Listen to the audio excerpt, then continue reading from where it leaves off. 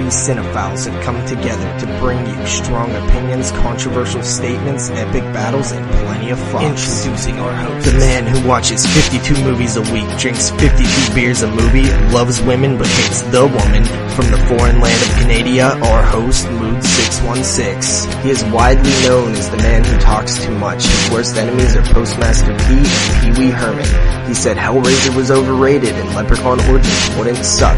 He's the full-blooded half-Mexican, JP. Finally, we have the man who doesn't talk enough. He is best friends with Sean S. Cunningham. His favorite horror movie is Gummo.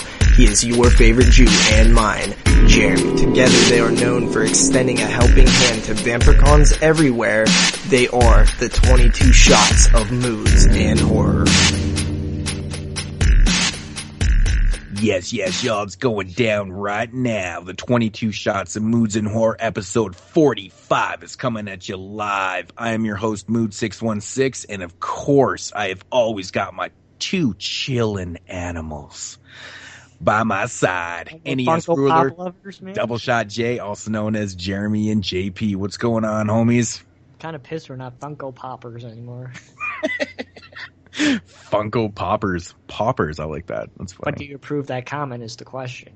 Man, I don't know what's going on with these Funko Pops lately, but I've seen like about 4 or 5 videos in my feed today of Funko Pop hauls. That's all they were. Are you serious? People haul those? Yeah, I buy like one every like 4 months. I think what's going on is that since Target's going out of sale or out of business in Canada, that they're marked down like 50-60% right now, so they're getting them for like nothing. Have you went hence to the any Funko Pop hauls. What's that? Have you hit up any Targets? I actually went to mine last week, and fuck, dude, even with the 40% off, Target's already so like overpriced, so it was dropping like DVDs down to like $8-9, and I was like, fuck that, man. I'll wait till it goes a little higher. But it was already ravaged. Like, the place was a fucking mess. Everything was gone, so I'm sure there's nothing left. So my Target really was not good. I was unaware that Target was doing so bad. Only in Canada. Yeah, it's 2 years, man. Well, what happened, just everything was overpriced here, and no one went. You know, everyone would go to Walmart because their prices were cheaper. So fucking Target just, honestly, dude, you go into Target and like the prices of like media were so high, dude. Like some DVDs would be like $26. Yeah, like, that's crazy. Who the fuck is going to pay that for a DVD? Like it just didn't make any sense. I really only ever bought like 1 or 2 things from there, which were, you know, the odd thing that was actually priced well. But no, people didn't buy it. Apparently it was high priced everything, like even the toys and I never bought anything at Target. Yeah, like all the things that people go to Target for was just, you know, you can go to Walmart and get it for way cheaper. So I don't know.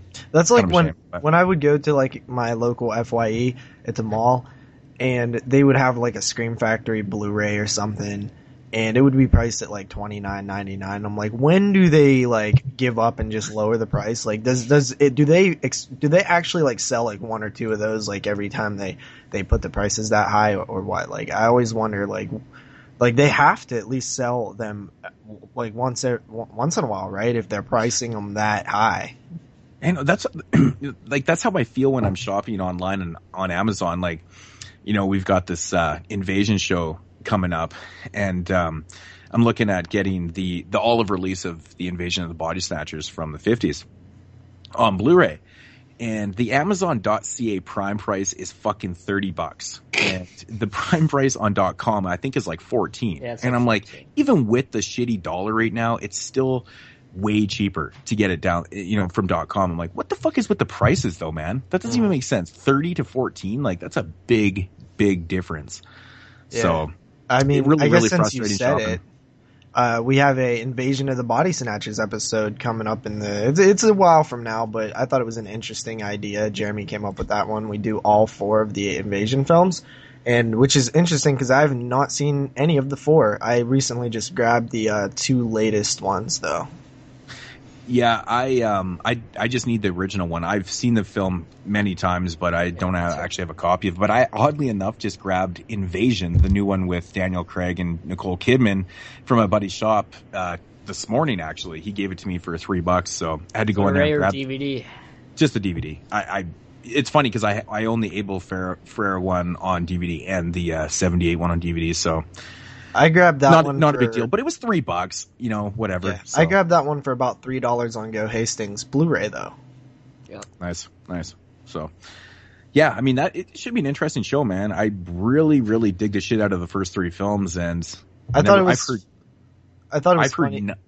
nothing but bad things about the new one. Yeah, it's kind of bad. I thought it was funny. I think it was Derek who left a comment when I just mentioned that we was doing a show like that, and he's like, "What is it going to be like? Original versus remake versus remake versus remake?" I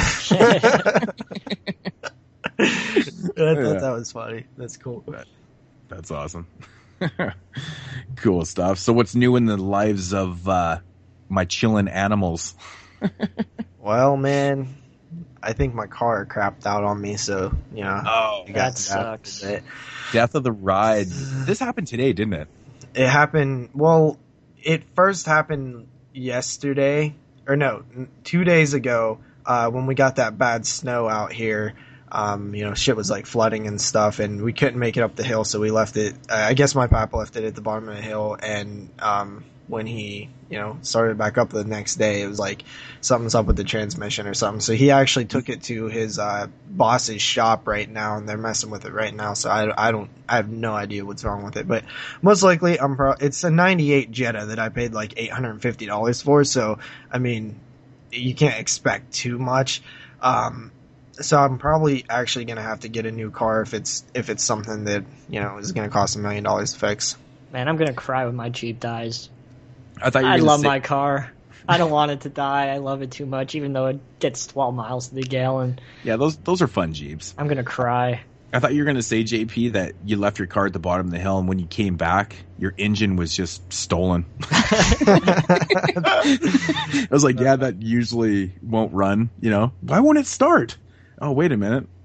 There's no engine in it. No engine. That's like, it reminds me of like Friday 2 or whatever, when she has that like Beetle, and he's like, well, somebody stole your engine or something.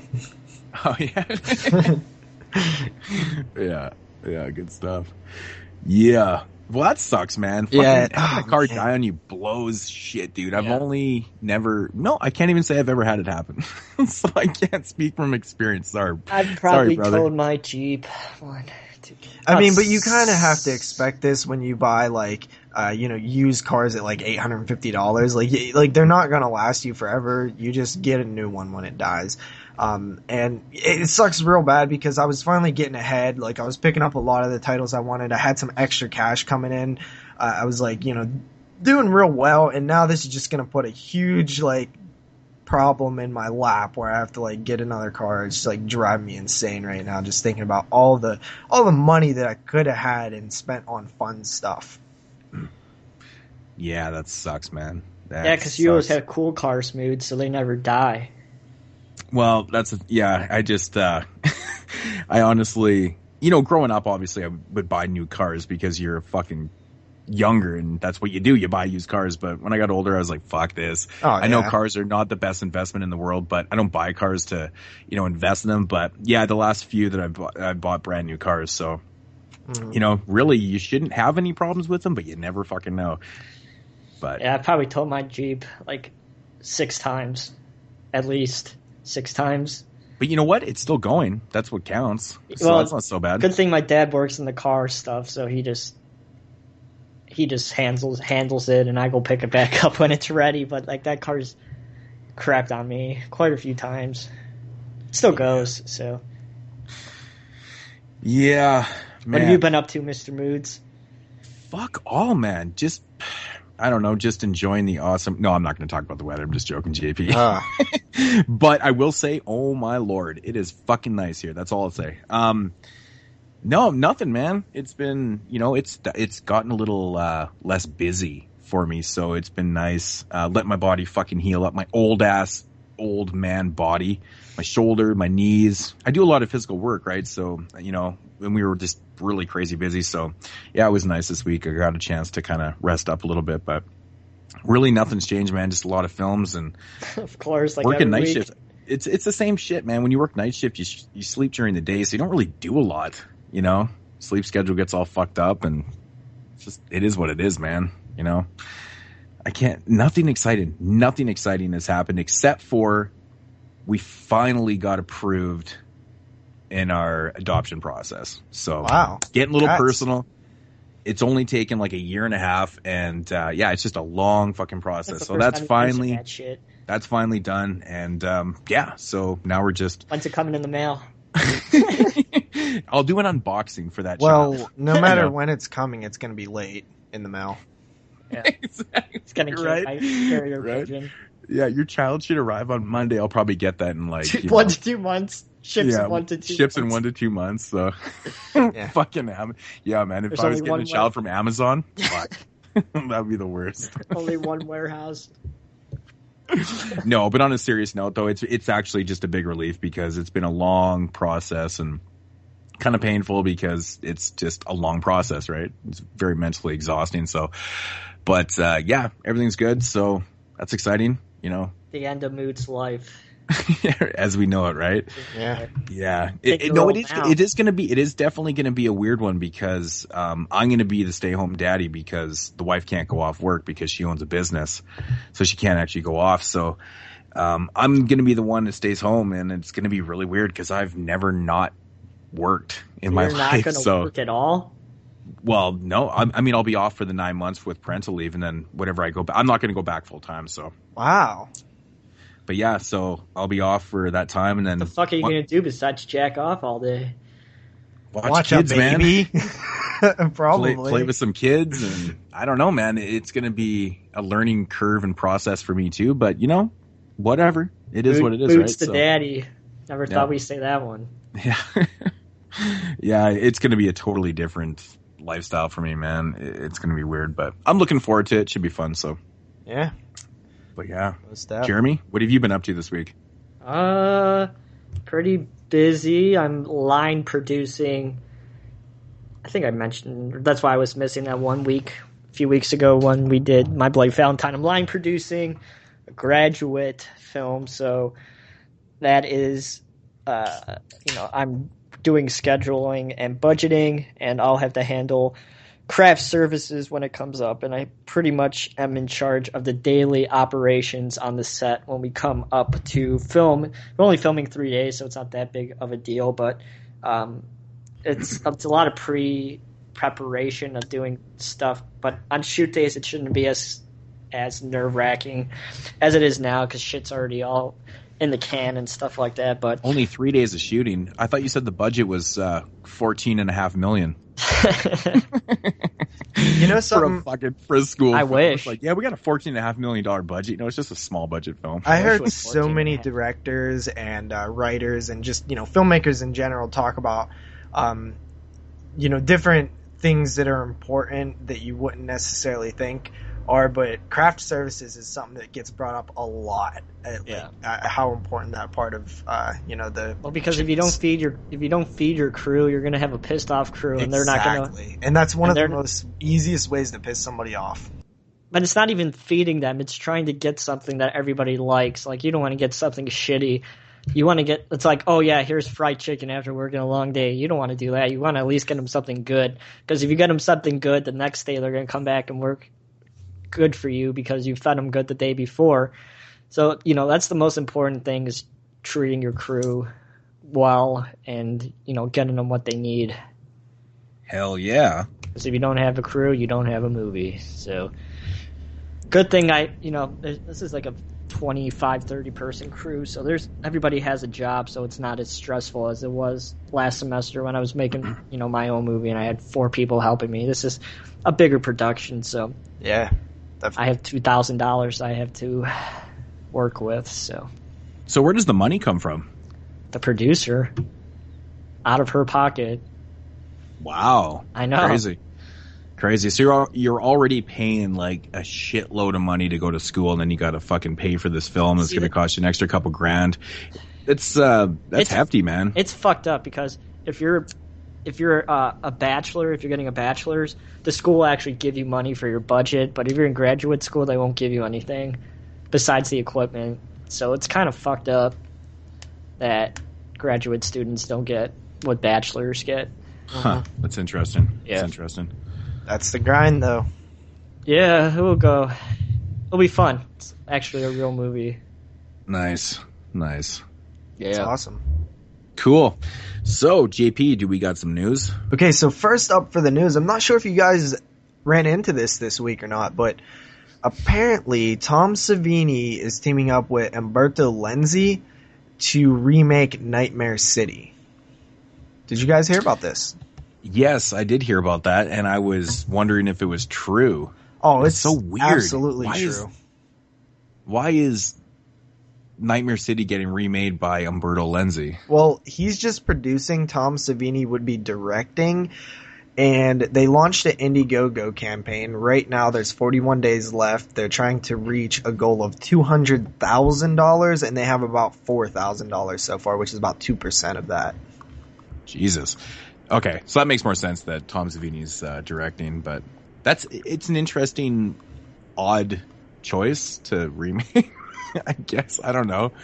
But kind of curious about it. I mean, if it actually meets its goal and gets made, I'm definitely checking this out. I love Nightmare City. I'm sure people know that out there.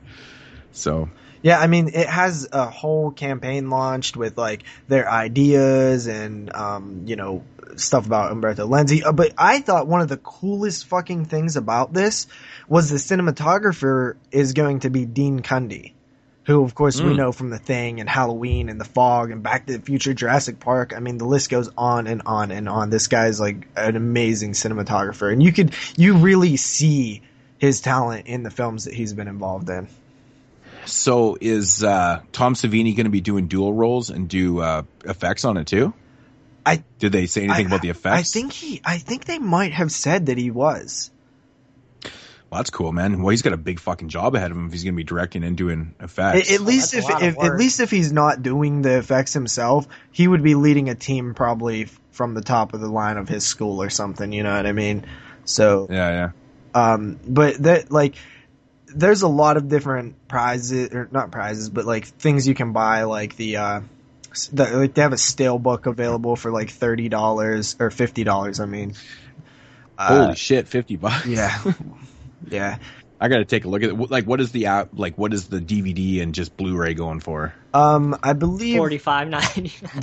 The DVD is $35.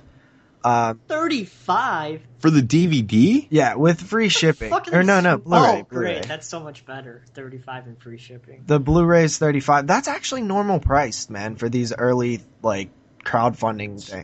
But then again, it's supposed to be about the fans, contributing to the and wanting because you're not paying the Blu-ray and DVD that you're getting out of it is just kind of the bonus. So if you're giving $35, it theoretically isn't that much money. You're actually giving it towards the film, which is what us fans. I mean, if you're interested in it, definitely support, because I mean, I've supported on tons of films, and I throw me the link to this because I'm probably throwing some cash too. Yeah, well, it's the DVD is actually $30, which the Blu-ray is only $35. So definitely, it would be better to get the Blu-ray. It is free shipping unless you live outside the U.S. So it's another $30 for shipping. But I mean, there's like you get it. There's a $15 thing where you get the soundtrack on digital download. There's some stuff there. Like really, the cool stuff is like the steelbook. Get the limited edition steelbook Blu-ray and DVD. For $50, that seems, for something that's not even created yet, seems a fair price for the type of way you're buying it through the Indiegogo campaign, where you're donating money and you're getting like it's essentially you're paying $40 or for the steelbook, or $30, and then you're donating another $20. To be honest, how much did you pay Moodz for the headless whatever? Now that steelbook that you have. The which one? The Headless Killer, is that the name of it? The Orphan Killer? Yeah, it was close. I think it was like 30. I think it was 30 or something like that for it, I believe. But I really don't have a lot of issues with, putting down the $45 or $50, because it is the money. Like I said before, the product that you're getting, the DVD or Blu-ray or steelbook or soundtrack or fucking piece of zombie guts or whatever the fuck you're getting out of this, it's just a bonus. Mm-hmm. the real joy should just be contributing to the film that you want to be made. Yeah. You know, that honestly, I really, really enjoy. So honestly, 35, 40, whatever, not a big deal. $50 theoretically isn't a lot of money when you put it in the context of just donating to a film. Yeah. If you're getting a steelbook out of it, that's awesome. But I would pay $50 to see this movie get made. That's how much has I it look at raised so far, JP? Only 2% of the goal. Well, that's not a good sign. It's only been launched for a couple days though, but I was expecting it to be like when Rob Zombie launches something, it's gained like 10-15% in one day. But you can pay $600 to be an extra or a zombie, and $700 Oh, there's to no get killed by associate. one. There's no associate producer Ooh, credit. look, I thought this would have been kind of interesting. You get Which you means can get absolutely a nothing. crowd producer credit for $60. I mean, You know what that means? $20 each. We get the 22 shots of Moodz and Horror's name at the end of the credits. That would be pretty cool, right? You know what that means? Absolutely nothing. What do you mean? It means All I they get do to is see go- my all they- name at the end of the credits. What do you mean? It means Ooh, nothing. all they do is go on the fucking. That's what you're Final paying Cut for, and man. they type your name in, and it takes 2 seconds. Yeah. That's fine. That's fine. and it lives But there forever. But that's the thing. Your name is there, and that's the whole point of it. Yeah. It doesn't matter what it really stands for. It's just, hey, It looks you cool, watched man. right to the end of the credits, and Well- we might even be right before Made in Technicolor, but who cares? Now, honestly, these low crowd produced credits, yeah, they mean absolutely nothing except for something to you. It's personal. It means something to you. But when you get up to producer credits and executive producer credits and stuff you can use that as leverage in the future if you're Associate going producer means into nothing. the film world.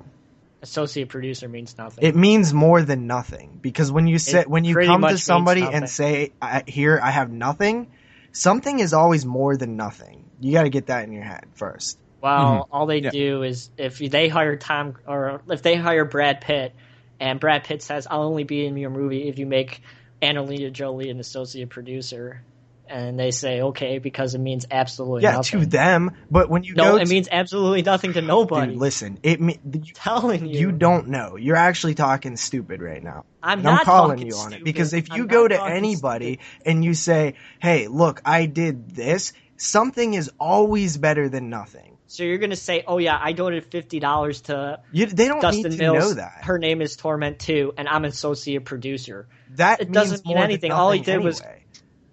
It really does. It really But the does. bigger If you're pic- going to what- get a job, any little bit helps. Even if Because all you did was give him $50 insignificant. and you got the freaking producer credit. It means absolutely nothing. Moods, opinions. Well, I don't think it doesn't mean anything, but going back to the main point here was you're donating to a film that you want to get made. So that's what you're getting out of it, but like JP said, something is better than nothing. It always is better than nothing. I No understand matter that, but how if you look go at the somewhere what and you situation you look at, it's always better than nothing. but if you go somewhere and you say, "Oh yeah, I got an associate producer credit for this movie," they're going to look at you and say, "So what?" They're going to Because it look doesn't at you mean maybe anything. and say that. No. But if you No, use it, no, if you no, use it to no, your no. advantage and you're kind of No. maybe fabricate a little bit of things around it or something, you don't even have to do that. It's still better than saying I got nothing.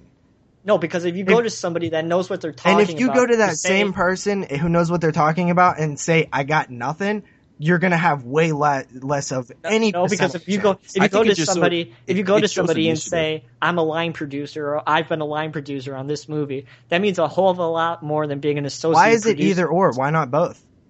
Because It a always- line it patents. producer It's used as a line patent. producer runs the daily operations of a set and they make the budget and the schedule. You could get an associate what? producer for cleaning the toilets in the fucking place that you're shooting on. It doesn't mean anything. It's still initiative. Yeah, It's it still shows something. that you've done. It shows a lot. If But you you haven't don't- done anything. All you did was you were married to somebody who's in the movie. No, No. if in this case, if you're donating money, you did a lot. You made a little bit right of that now film we're by talking- donating money. But It's no, better we're than not nothing. talking about indie movies. We're talking about big budget No, movies. we're not. or- We're talking about. No, we're talking about indie. in Well- general, and especially indie because that's what we started talking about. I'm Dude, just, this picture, I'm, this, I'm they're, just saying they're that- looking to raise $200,000. This is pretty goddamn low budget. This is like indie shit. I'm just saying, if you go to somebody trying to get a job in the movie world and you say that you got an associate producer credit, Keep on thinking a that way, movie- bro. I'm not trying to think. I'm just telling you the logistics of it. I think Jeremy learned this in logistics school of last it week. too, I man. think Jeremy learned this in school last week, so it's all fresh and so. I'm in film I've school. I heard think I know. stories I mean, I go and of I. people. Oh I've God! heard- Don't give me that shit. I'm not giving you that Listen. shit, but I'm just saying that if you go to somebody and say you have an associate producer credit for something because you donated $50 to their Kickstarter, they're gonna say big fucking Why do you deal. have to say that? Why can't you just say I helped produce Nightmare Because City? what happened if they say you didn't help produce? You're an associate producer. That's helping produce in a small, minuscule way, but it's still something. And okay. So what happened if you say I associate produced something, and then they say okay for what? And then you say I donated $50 to a movie. They're gonna say whoop-de-doo. Okay, and if you, I've heard these stories time and time again where somebody says, there was these two guys, that both wanted the job or whatever. This one said he mopped the floors on this film, so I gave it to him because the other guy had no experience whatsoever. It's something, dude. It's something is better than nothing. And yeah, it might not be that significant, but when you look at it, you look at it in a way, they're looking for but a PA is reason higher to like you, a reason to hire. A PA is higher in the hierarchy than an associate producer is, and a line producer does fucking fetch people coffee and shit like that. I mean, a PA fucking fetches people coffee and shit, and they're higher than an associate producer. Yeah, but honestly, okay, this is going back to my music, and honestly, some of the best fucking record producers started doing that.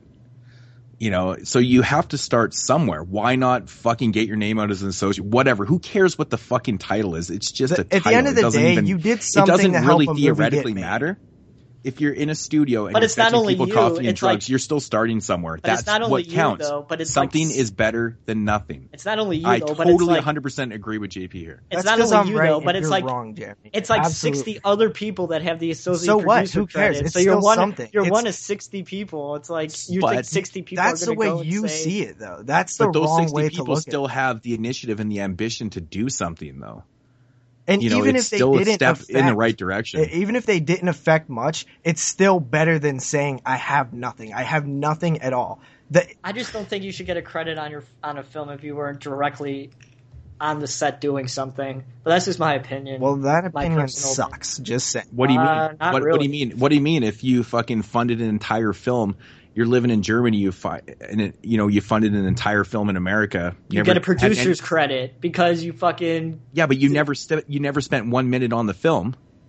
But that's what they own everything. Producers are higher than the director. They're higher than In some everybody. cases, dude, you're you can't. speaking to the choir here, and I fucking know exactly what all these titles are. It works the same way in the fucking industry, in the music industry, man. I know what's going on with this type of shit with the money and stuff. But the fact of the matter is that no matter how you look at it, those producers that are fucking putting the money down, they're nowhere near those fucking sets.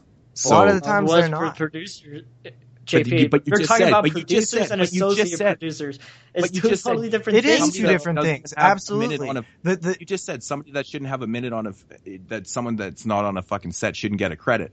A lot of these producers and stuff, they fucking throw the money down. Yeah, but you know, They're never there. They don't do shit. Anybody whoever's putting these credits together, and anybody who they put on there because they feel like they deserve it or they earned it, they should have a spot on there. It's not this idea that like, oh no, there should be qualifications. No, it's whoever they feel should be on there, and that's how it always should be. Every little bit counts, man. That's what it comes down to. Mm-hmm. I think. I mean, everybody has to, start somewhere, man. I mean, look at actors, fucking, taking extra roles and, whatever, man. I'm sure some of those films didn't even credit them. Yeah. Well, a lot of people have been extras before they've ever even had any type of credit at all, like no credit in the credits, and it's just when you say that you have something, it to me it just means more than not having anything. Even if you say, well, I was in the original Nightmare City. It's like, okay, well, what did you do? I didn't have a speaking line. I was just in the background. That's still something more than saying, well, I was never in anything. I never had anything to do with any film. Okay, but what happened if you say that? What happened if you say that you have a piece of shit in your hand and you're saying, well, I got something. got a piece of shit in my hand, but I have something. Something is better than nothing. A piece of shit is better than nothing. You rather have a piece of shit in your hand than have nothing in your hand? Fuck yeah, man. Something to look at least smell a little bit. That might be the silliest thing you've ever said right there. Right there. That was the silliest thing that was completely irrelevant to what I mean, it's saying. really uncomparable. No, because associate producer is that shit, and I rather have nothing. You got a lot to learn, son. Let's move on. I don't know, man. Not really. Considering I'm doing it. Well, considering anybody who thinks that they don't have Jeremy, a lot to learn, automatically. How many years do I have left? 2 semesters. Listen, So what is it? You're only in school for 2 years? No, I'm in school for 3 years. I have 2 more semesters. I have a year left. How come the school's only 3 years? It's 4 years. I'm a junior. Well, that's what I'm asking you. So you still have 2 more years then? No, I have 1 more year left. 2 more semesters. A semester is half a year. But I think that the idea that you feel like when I said you got a lot to learn and you said no, I don't, dude. Everybody, the moment you feel like you don't have anything else I take that back. I take that back. I'm sorry. Dude, I shouldn't have said that. Oh, that's so bad because you've never worked a day in a real film, so you got everything to learn. Yeah, dude. That's when I came out of school, when I was done, I recorded 10 demo tapes. I had worked with lots of people. I hadn't learned a fucking thing. I hadn't worked in a major studio yet. It's so fucking different. You know, I learned everything theory, and I knew that, and I knew my job really well. But the thing was, I wasn't getting paid in major studios, and so it changes. The whole ballgame changes, man. So I knew what I was doing, but I would never be able to touch a board for fucking 5 years. After that, we have Halloween, Tony Marin documentary. He was the original Michael Myers. Apparently, somebody, Lockdown Productions and Insomniac Productions, feel that it's totally necessary to make a documentary on that guy. Which, you know, maybe it is. Who knows? It's going to be a documentary following the original Michael Myers, and it's going to feature special appearances by Ernie Hudson, Dee Wallace, bunch of other people. And I don't know, like that's I had never thought to do that. Is this really that? There's a whole story there? Like, there's enough to make a whole documentary? Like, well, maybe it's got me fucking curious as hell here, man. Because like, I don't know. That's interesting. Okay, so are they doing the documentary on the real person? Yeah. So, well, the thing is, I'm okay. Excuse me, because I'm ignorant to this situation. Has he done other things?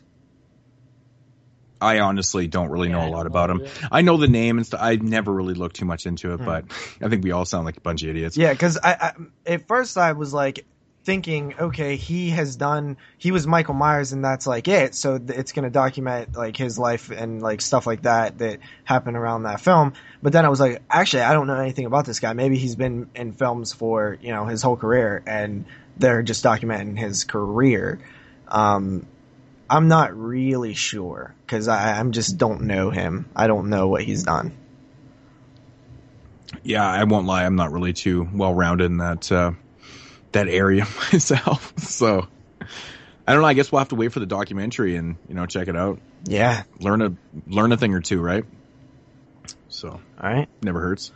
Well, guys, if you remember way back in episode 5 or 6 or 4 or something like that, we did the end of the year show, right? Yeah, I don't either. Okay, so we did the end of the year show back then. Oh, and at the end of the year show, we was like, hey, let's see what's coming out in 2014. It's going to be an awesome year. Let's look ahead. And we had some titles on there like The Green Inferno and a bunch of other cool stuff. And then we came to this one title that was supposed to come out last year in 2014. And it's finally coming out a year later in 2015. And the title is Lake Placid versus Anaconda. Let that just soak in for a second. Could that be the worst sci-fi title ever? I mean, Piranaconda is amazing. Sharknado, way more amazing than Lake Placid versus Anaconda. Think about that. That's fucking retarded. It's literally saying a lake is fighting a snake. Yeah. But no, really, it's a following killer crocodiles and anacondas clash in this thriller about corporate greed and science gone wrong. Oh god! So is this made for like chiller or sci-fi? It's a sci-fi film that made for TV, pitting the two franchises: Lake Placid, which had one really good film, and then 3 sequels, and Anaconda. That's even debatable. That Anaconda also had 4 films total. So 4 films each franchise. They're coming together. They're clashing. They're banging. What the hell? A lake versus an anaconda. Like, I know that the idea is like, okay, the Lake Placid is the name of the film series, and Anaconda is the name of the film series. But Lake Placid was just a lake that the crocodile was in. What the fuck? I know, but that's got to be the fucking stupidest fucking title I've ever heard. Oh my Lake god! Placid versus Anaconda is so. It's actually. I'm sorry if I offend anybody. It is actually retarded. Texas Chainsaw Massacre. Worse than that. Man, seriously. I mean, that's such a shame that the croc in Lake Placid was never. It didn't have a specific name. Yeah, I don't think it did. I don't think it did. There was 2. There was also 2. Lake Placid. That's right, and that kind of sucks. So, but dude, this movie is gonna suck. I'm sorry, but it's gonna be. You're bad. gonna pick it up for $5.99 on wherever, as soon as you can, right? I'll wait. No, because you know what's gonna happen. Fucking, if this is chiller, it's sci-fi. It's sci-fi. It's just sci-fi. Well, I mean, they released. They picked up sci-fi. Scream Factory's picked up sci-fi. Nah. Yeah, but I don't think they're gonna. We've not picked up any sci-fi. Scream Factory hasn't picked up sci-fi films. They haven't picked up any sci-fi ones? Shit, they were all chiller? Yep. And it didn't pick up Cube 2? God damn. I don't know what. Well, that sucks because if they had to release it, then maybe. But yeah, I think I'll wait till it goes in the dump bin. So it's $1.50 at Family Video. Well, I mean, honestly, Lake Placid 2, 3, and 4, I believe, were all sci-fi originals, and I actually I think I've seen all 4 of them to be all part of the sequel. Part 2 was the sci-fi one? I think so.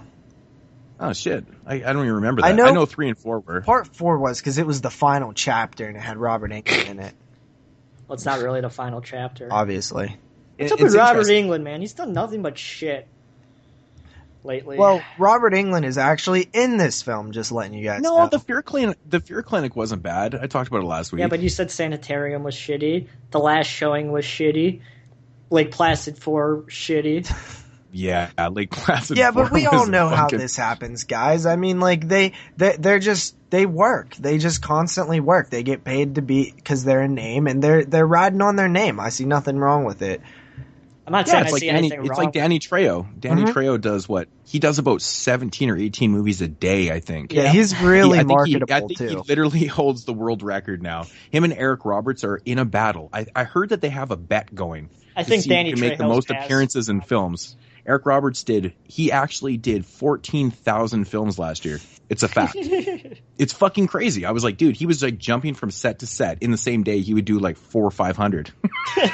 Well, let me ask you. It's fucking incredible how those guys do so many movies. Like, when you really break it down, Eric Roberts was in like 70 movies last year. It's like, what? I know he was only in a couple scenes. Not as much as Ron Jeremy, man. Ron Jeremy has the most credits on IMDb than any actor. That's funny. It really is funny. He has like that these guys do this, but he has like 1,800 actor credits. Well, let me ask both of you guys. What do you guys plan on doing April 25th at 9 p.m.? Not watch Lake Placid versus Anaconda. It's a Saturday, so therefore you have to be watching Lake Placid versus Anaconda. I'm not going to waste my Saturday watching Yes, that. you are, because we're all 3 going to watch it.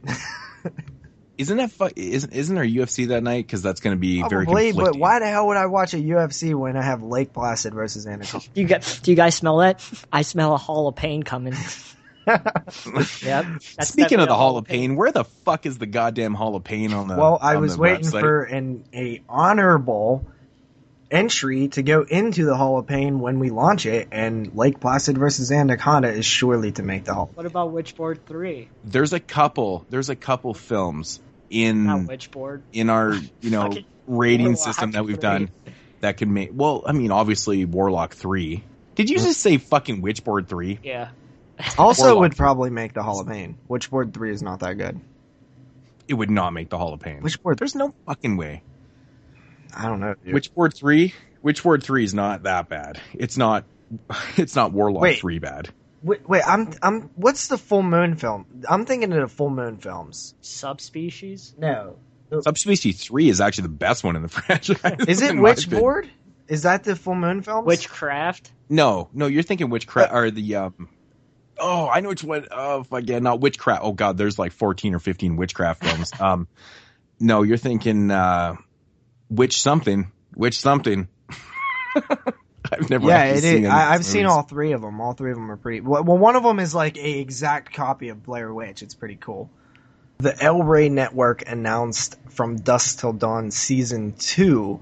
The last season, of course, was mainly a retelling of the first film, from what I understand. I do own the season on Blu-ray. I checked out a few episodes when it aired on TV. I haven't had a chance to open the Blu-ray and check out the full season. But I was liking what I was seeing, so I'm interested to see where they take it, because it's going to be all new now. It's going to be, completely original. It's not going to be like a remake. So they're taking it in a new direction. So essentially, it's like a sequel. So that's interesting. Of course, they're actually in production right now in Austin, Texas, and they are going to have Robert Rodriguez direct the pilot of season 2. I guess it wouldn't be a pilot, but the first episode. And Eduardo Sanchez is directing an episode, of course, from the Blair Witch Project. The guy who directed Dawn of the Dead is directing an episode. And, of course, Dwight Little, who directed Halloween 4, will be directing this episode. Coolio. Yeah, that is actually really good. Cool. So El Rey Network is a killer network, and, it's cool that their first original show lasted more than a season. So we got a full season 2 headed our way. I highly recommend the El Rey Network. Yeah, it's a shame that we don't get it up here, but I'm still working on that. The Canadian network. Fuck the shit! It escapes my mind right now. Do you remember what it's called? I can't remember. Damn, it's been delayed. It's really been delayed. That's why I didn't lose interest, but I just kind of forgot about it. But it was supposed to launch in December, and I actually checked on it about a month ago, and it still hadn't launched. So I don't know what's going on. But man, the website. They keep updating it, and there's tons of great films, all uncut, no commercial free, shit like that. So, fuck, what the hell's the name of it? I can't remember. You have so many movies, so it's like you probably have everything that's on there. No, there's films definitely on there I don't have, but it's just the idea that's awesome. And it's really, really awesome. It's different watching something on TV. It's a different feeling. So that's why I throw on the El Rey Network every once in a while, even if it's a film like Fright Night or something that I've already seen a bunch of times and own on DVD. It's just cool to watch on TV sometimes.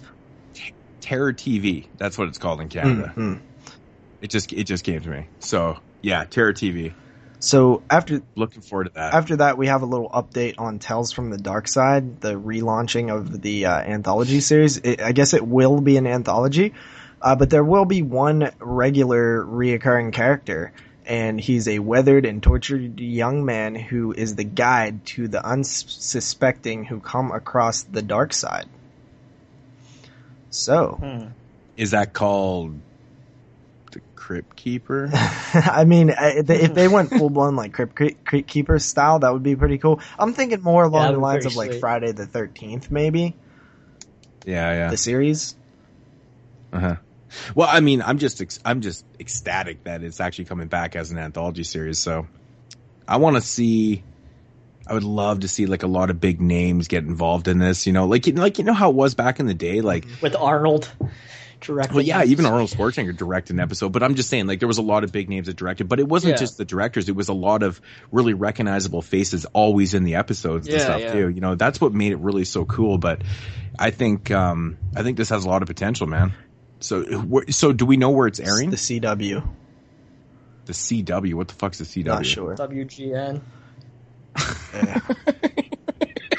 I'm like, what the fuck is the CW, man? Channel 9. Was it the Chicago White Sox, for fuck's sakes? Like, what's going on here? The C-Dub? Yeah, I'm actually not sure. It's WGN Channel 9. Yeah, I don't know exactly. I'm not, like, really familiar with a lot of, like, TV networks besides, like, the main ones that I grew up watching. Yeah, The CW's freaking not cable, so it's like one of the big ones. Oh, really?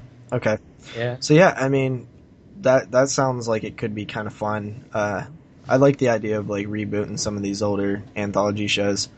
And that's it for the news. That's it for the news. It's like 4 things. I know. Was there no announcements this week at all? None that I wrote down. So if there was, I missed them. I can't even remember, Me neither.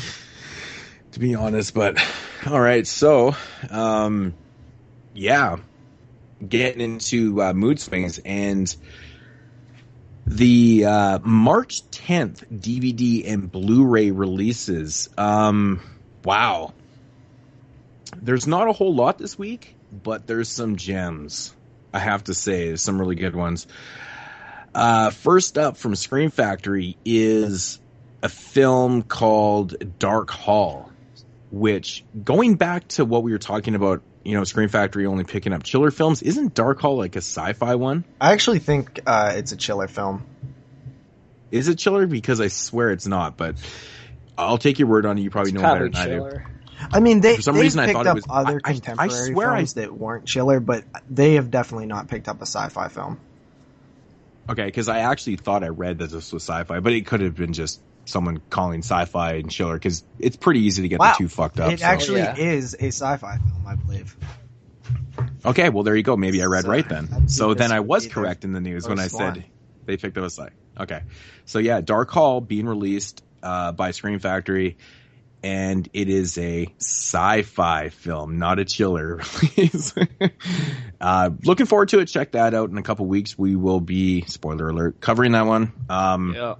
But yeah, I'm actually looking forward to it. The cover looks badass. That's all I got to say, but we'll see. We'll see.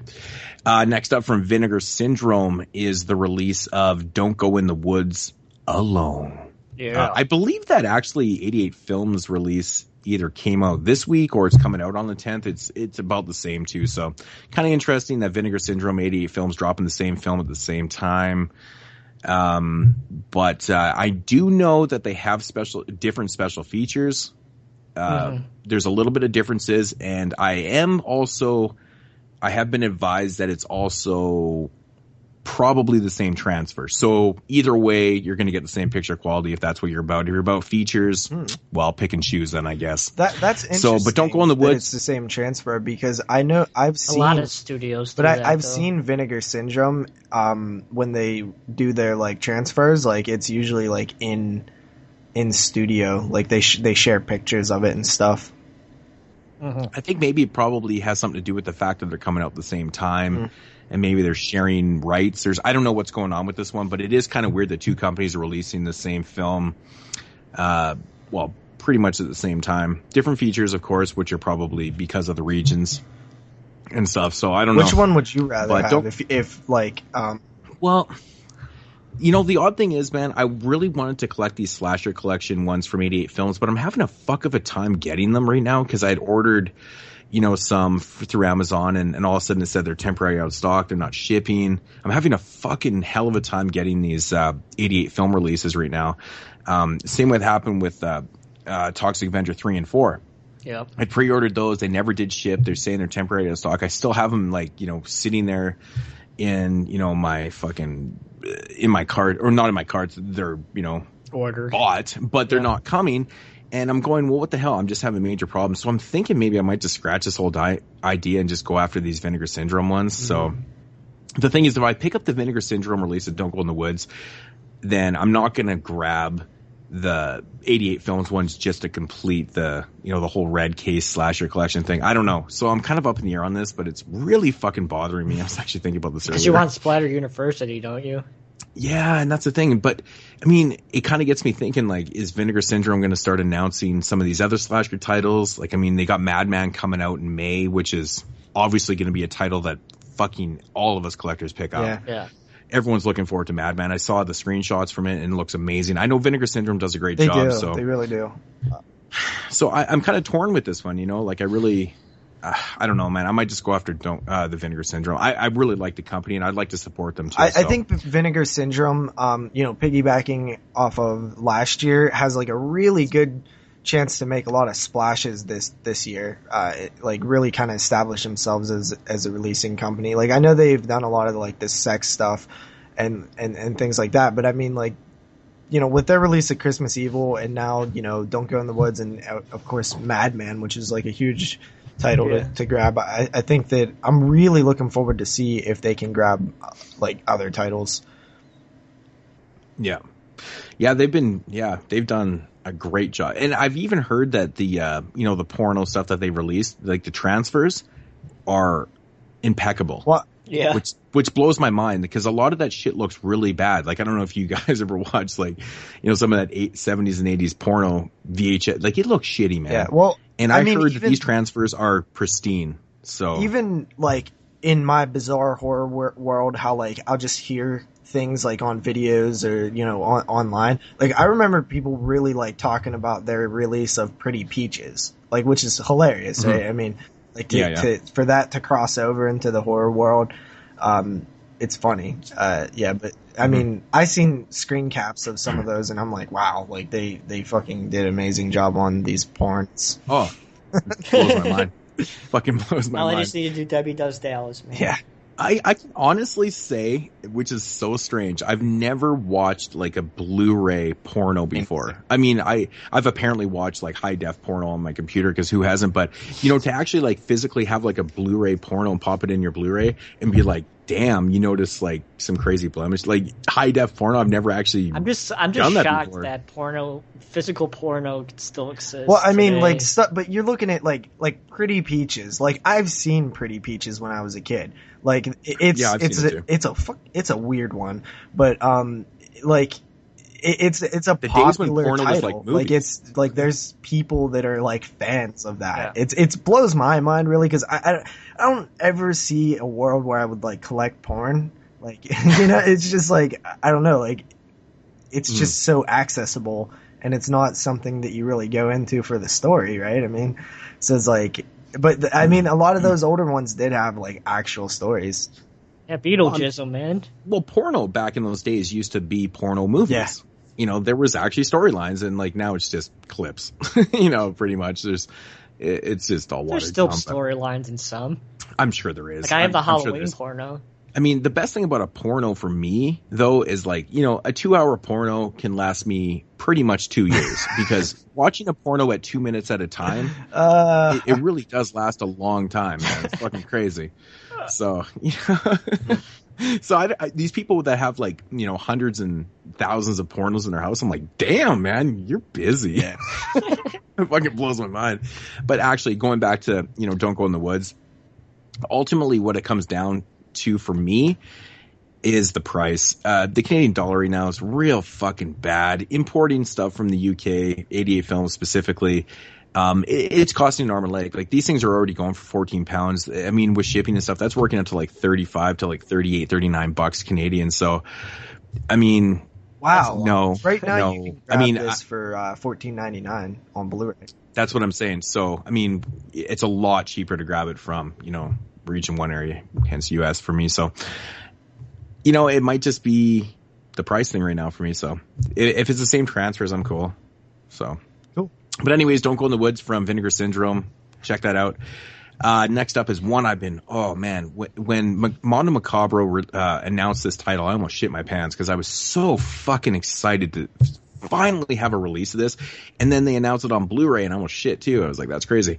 The Fan from, I believe, 1980 this movie came out in. I believe this does not have another release. Finally coming out. And it's not like The Fan from like the 2000s with Robert De Niro. Totally different film. This one from 1980 getting a Blu-ray release from Mondo Macabro. Mondo Macabro, cannot fuck with that company. They are so awesome. They do such a great job with their stuff. Couldn't highly recommend them enough, but awesome. The Fan. That's and then, one. Of course, sorry to cut you off, but that's one that I've heard of before, and I've always kind of been interested in checking that one out. Like, it looks like right up my alley. Like psychological, like crazy psychotic teenage obsession, like that sounds cool to me. So that's something I might even. Next up from Dark Sky Films is Late Phases, which is this release actually kind of cracks me up because Late Phases was, I think, the title that was released on VOD and blah blah blah. But Late Phases is like really small print, and then it's like colon, and then it's like Night of the Lone Wolf. Yeah, so it's almost like Night of the Lone Wolf Night is of actually the title. Which is hilarious because I believe there might even be a film called Night of the Lone Wolf. It but there's a movie called Everything. Yeah, but that's a long title, you know? Like, of course there's going to be a film called, Rabid or something. Like a million of them, right? But Night of the Lone Wolf is a long title, so it's surprising to see if there would be another one titled that. Yeah, that sounds like a period piece or something. I'll tell you right now, like, you guys know that this was like number 2, I believe, on my top 10. I really like this film, so I'm curious to see what you guys say about it. Reminds me of like Silver Bullet in a weird way. It's a lot of fun. It was just really surprising. That's why I loved it so much. One of the reasons why, obviously. Yeah, looking forward to that, man. I have it on order. Yeah, so it was $10. So. That's I actually grabbed price. that up there. Yeah, I couldn't resist. Actually, JP told me about that, and I was like, fuck that, I'm grabbing that shit, man, from .com. So, next up, we got a film here called R100. Who's releasing this? This actually Draft just House. blew my fucking mind. Oh, that's not bad. Yeah, Draft House is releasing this film, and the fucking tagline, maybe it's a tagline, I guess, and it says, not suitable for anyone under the age of 100. I'm sorry, but that's one of the funniest things I've read in a long time. That is too good. R100. Yeah. Wow. That is it. It's about like some S&M like gang of ruthless dominatrixes. This is a Japanese. It's a Japanese flick. It's a Japanese you know what sex comedy, which annoyed me when I read that because I was like, that looked cool until you said that. Next up from Troma, we've got a fucking apparently uncut release of Rabid Grannies on Blu-ray. I would have thought this would get a Blu-ray release. Yeah, this is awesome, man. Rabid Grannies is such a fun film. Yeah, apparently it's uncut, so that's really, really awesome. It's not going for that much money, so definitely check it out. I believe it's a DVD Blu-ray combo. If you like Rabid Grannies, got to check it out, man. Got to check it out. You getting it, Moodz? Oh yeah, I've already ordered it. I love Rabid Grannies. It's a great flick. Next up here, we got the Canadian werewolf film from last year called Wolf Cop. Which I believe is getting a couple different releases. Like there's a Canadian edition of it and there's an American one, and I don't really know what's going on with this. You guys are getting the release before us. Well, we're getting Image. Yeah, it's strange. I don't know what's up with it. The UK got the original release, and then you guys, and then it's a Canadian film. We're getting it last. Go figure, right? But anyways, Wolf Cop on Blu-ray. I had a lot of fun with that movie. We got another one here called Come Back to Me.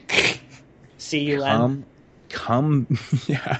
Released by Freestyle. I don't believe that's true, but tense and eerie shocker. I don't know. This one looks fucking bad. Like the cover is just so generic. Ugh. Really, really nasty. This one actually had me kind of, just the title, The Culling. What the hell does The Culling mean? How do you spell it? Culling. Huh. Released by Millennium. It has a demonic looking kid on the cover, so Looks awful. I'm sure JP will not be into that. Looks awful. Is it a ghostly? No. Potentially.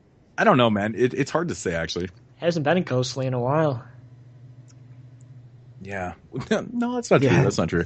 Next up here, we got a film called Devil May Call.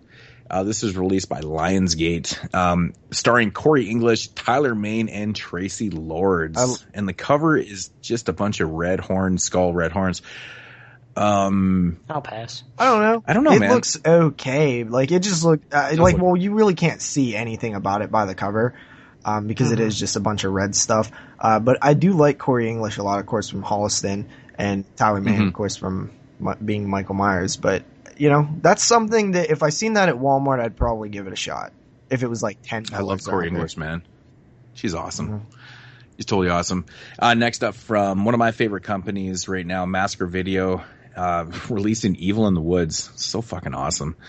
Going for super cheap, man. It's like $13 pre-order on Amazon.ca. So if you're into your low budget 80s flicks, definitely give that one a shot. This one right here, just, I don't know why, it just kind of made me laugh, but the title is called Teeth and Blood. I don't know why it just sounded funny to me. Released by Image, of course. It's a vampire. Only Image.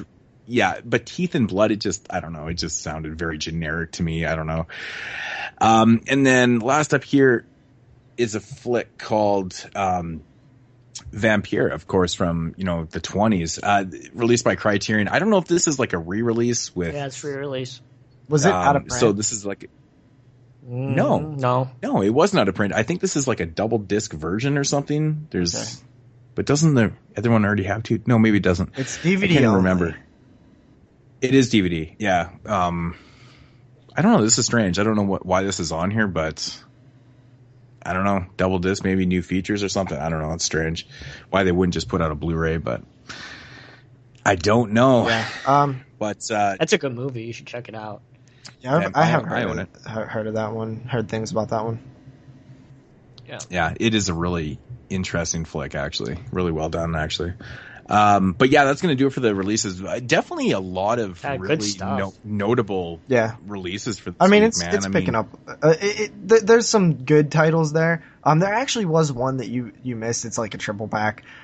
Supernatural triple feature. You got Lovely Molly, The Evoking, and something else, The Last Will and Testament of Rosalind Lee, which is awful. I'm so sick of those type of titles, like The Possession of Michael someone, or like, the Diary of Emily something. Rose. I hate those long, annoying titles. And oddly enough, I've heard nothing but good things about that from some really reliable sources. I mean, it's probably. I heard that movie's actually quite good. Look, you have Lovely Molly on there, which is solid. So I mean, that's a good. I personally love that film. I love that film, man. Mm-hmm. I thought it was fantastic. I remember watching your review of it way back in the day, and I think you gave it a modest review. I think you were like above average. I don't think you were overly impressed with it. If I remember correctly, I don't know. Yeah, you remember correctly. I think I came in about a 7. Yeah, and then I watched it, and it actually floored me, man. I was like, really, I loved it, man. I thought it was fantastic. So it's kind of an underrated film, in my opinion, because it's got so much. That's Eduardo Sanchez, right? I enjoyed it. Yeah. Good film, though. Really good stuff. So is that it for the releases that you got there? Yeah, that's it. Alrighty, so that is going to do it for the March 10th DVD and Blu-ray releases that we have. Like I said before, but man, seriously, like Scream Factory, Vinegar Syndrome, Mondo Macabro, fucking Trauma, all releasing shit in the same week. Pretty successful. Expensive week, though. It's totally expensive. Like same person. And Dark Sky Films with Late Phases, so awesome stuff. But yeah, moving along here. Alrighty, JP, do we got some voicemails this week? We do have 2 voicemails this week, and as you know, that we haven't even previewed these voicemails, so they're fresh. They're fresh. None of us know what they're going to say. It's going to be crazy, guys. It's going to be crazy. I'm scared. Right. I'm scared because there's going to be some kind of question that I'm just like, I don't know the answer. Yeah, it's just going to be dead silence. Which is probably, it's pretty common actually. I never know what the fuck I'm talking about anyway. So, but let them fly, man. Okay, so first up is Derek. Hey guys, Derek again. I got another question for you guys this week. Since you guys are doing a creature feature for your main review, you guys could make your own creature feature.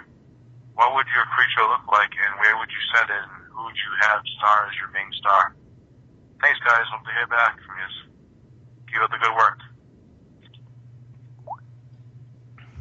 Okay, so what would our creature look like, and what was the second part of it? What would your creature look like? Who would our main star be? Setting be, and who would our main star be? Fuck, that's a hard one. Well, okay, I'll go first. Okay, I'll go first. My creature is going to be a two-headed penis. I knew you was gonna say two-headed penis. I already knew it actually. Yeah, I don't know. Isn't that weird? Yeah, so a two-headed penis. Now, you're probably thinking my star is going to be Ron Jeremy, but no. Is it going to be life-size? I always... life-size? Yeah. What? Like cone heads, but like a two-headed dick. Yeah, man, totally. Of course, my star is always going to be Jeffrey Combs. You know, he's going to be in this film because I have to put Jeffrey Combs in everything because, in my opinion, he can do everything. So, you know, maybe I'm being a little biased, maybe he can't, but I believe in him. I believe in Jeffrey. He can do it. So, but yeah, my creature is, I don't know if that's really a creature, but it's definitely, the storyline is going to be on the level of, you know, it's going to be modified. Something's going on in the, you know, very generic type, scientifical modifications that were going on, and it just got mutated to the point where, wow, we got two mushrooms on top of this, you know, this shaft. And Moodz, you should see the penis documentary. There's a documentary about this guy. There's a documentary about a guy in Sweden who opened a museum on penises. He collects penises from every mammal on Earth, and he keeps them in jars. It's weird. Yeah, I like the part where the American gets his tattooed penis with the flag. That's pretty awesome. Yeah. I watched that penis documentary. It was pretty intriguing. That's hilarious. It actually, oddly enough, made me hard. But I'm just joking. But yeah, so in the setting is going to be in a swimming pool. Doesn't that make sense? Doesn't that make sense? So it's going to be like this, you know, kind of killer penis in a swimming pool. Maybe doing some other nasty shit too, but yeah, that's what we're going to go with. Look forward to that in the next installment of Chillerama 2. Yeah, that seems like it would fit in Chillerama, right next to Wadzilla. yeah, exactly, Wadzilla. Right? That's my answer to Wadzilla. Yeah, right it's there. part of an anthology. Because damn knows you couldn't make a 90-minute movie out of that. So the reason why I went first is because now I want you guys to top that. Oh, I'm not going to be able to top that. You know, honestly, I'm kind of speechless right now. I guess I'm going to make it about a giant vagina. Yeah. There you giant go. Vagina Nice. that looks to eat the heads of two-headed penises. Oh, mine's going to be really good then. There's so many sequel jokes right now. Just wait till you get to mine. That's so good. Yeah. Oh, shit. Attack of the So, okay, Chicken. so who's it starring? It is starring Barbara Crampton, of course. Barbara, nice choice. Nice. Yeah, I'm sure she has a nice vagina, so that works. That works. But setting? The ocean? I don't know. Well, I guess if he's battling or, you know, trying to get rid of the two-headed penis, it would be in a swimming pool. Yeah, it would also be in a swimming pool. Crossovers. Nice. Jeremy? All right, so my story is going to be it's going to be a sequel, and it's going to have Moods' two-headed penis, and one of the heads of the penis gets a sex change, and it gets filleted into a vagina, and then it's a penis and vagina massacre of awesomeness in a swimming pool. Jesus Christ. I Who's don't it starring? No. I don't know. I'm just thinking about my fillet penis head into a vagina, and honestly, if you had said Mark Wahlberg there, I would have Oh died. my God. That would have just sounded so funny. You're like, Mark Wahlberg. That would have been fucking great, man. Oh shit. I have no idea who would be a good guy to play in my vagina penis mutilation movie. So Derek's being all serious, Ken and Foree. we kind of roll with. All right, He's Ken like, Foree is going to be. Ken Foree, nice. So yeah, we are ridiculous. These sound like blockbusters, though. Right, so I believe the next voicemail caller is Brandon. So let's hit up Brandon. Hey guys, it's Brandon calling. So recently I received a duplicate order from Amazon UK. so I decided to be generous and distributed the films among fellow Facebook group members who were interested, and also was cleaning house on some TV shows that I've either seen or just not collecting anymore, like True Blood. Joey claimed season 2, so I gave that to him. So I still have season 1 on DVD, brand new, sealed. Bought it years ago, never opened it. Have seen the show, not going to rewatch it. So I'm offering it up to you guys as part of a giveaway, or as a giveaway itself, if you guys want to come up with something. Anything, even if it's just names out of a hat. If anyone's interested, it's season 1 of True Blood, which to me was the best season. It followed the book spot on and was terrific. And who knows, maybe it'll spark some interest in the show. I personally loved the show up until the last episode, and after that last episode aired, I decided to stop collecting the DVDs because I just was so let down. But who knows? To each his own. All right, guys, keep up the good work. Talk to you later. Bye. Brandon being very generous, and I think you guys are all thinking the same thing that I'm thinking. Hit us up, Brandon, and episode 50, right? I mean, we were actually just discussing this. Yeah. So I already have roughly 15 to 20 films to give away. So this episode 50 is going to be a fucking blockbuster. I have 10. Probably bigger than our penis and vagina and hermaphrodite fucking whatever the fuck transsexual shit we just came up with there. That's awesome, Brandon. See, he said it was sealed too, right? That's okay. That's really fucking cool. Listen, guys. So right now, I already got a lot. So right now, I mean, I'm gonna just throw this out there. We'll announce it at a better time as well, and we'll keep talking about it. Anybody who wants to attempt to win something on episode 50, call in, leave a voicemail for episode 50, and tell us what film you think is the most influential horror film of all time. Oh, I see what you did right there. I see what you did right there. Nice. Nice. Yeah. So basically what we're kind of getting at here is that episode 50 is going to have a shitload of giveaways. Yeah. I'd say close to about 40 films. There's going to be lots to give away because, I mean, if people are going to donate or whatever, we're going to be throwing in tons of stuff. So it's going to be a fun, epic episode. So yeah, let's get the ball rolling on this one. Yeah, you guys definitely want to get your voicemails in. You can send them in right now. Just, at the beginning, just say this is for episode 50 so we don't play it on the next film or the next show or whatever. But trust me, you guys are probably going to want to get in here because Moodz, he goes all out anyway.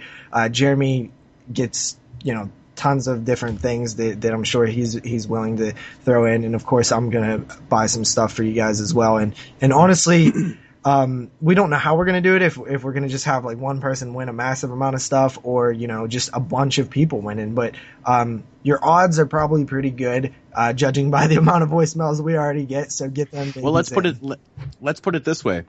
Since we're calling out to the fans right now and asking them to phone in and, if they want to donate and stuff, why not have a voice in it? So what do you guys figure we should do? Throw out your ideas.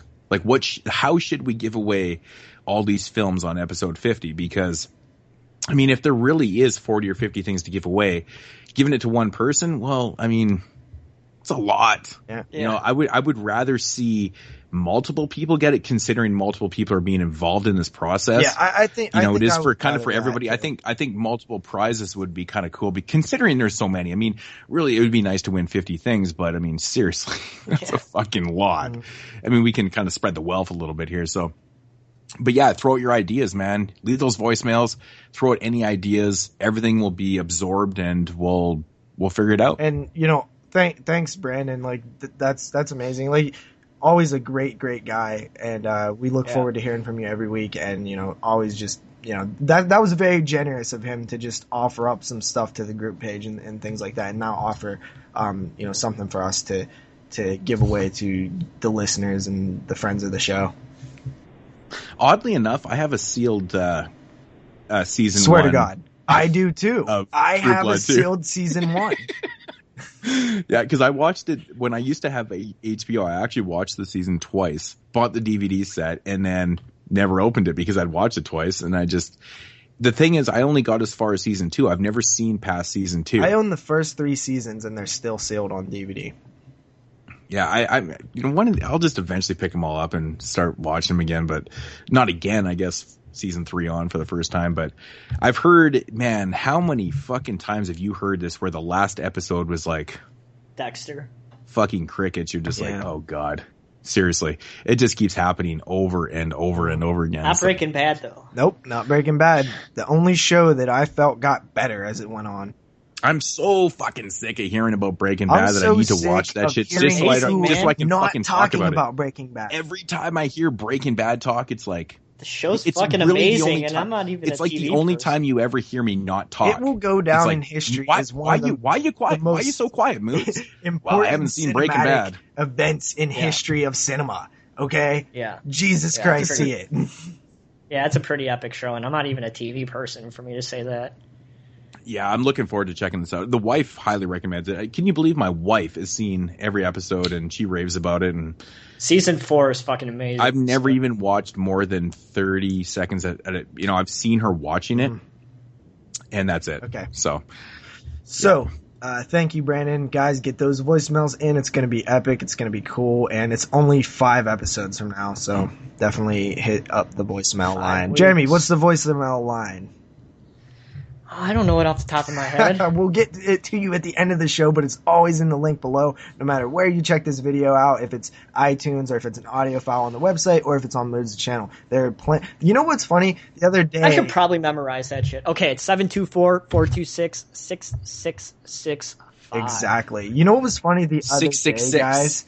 Is when I think it was Glenn who said, "Oh, there's a download link. That's awesome. You guys finally did that."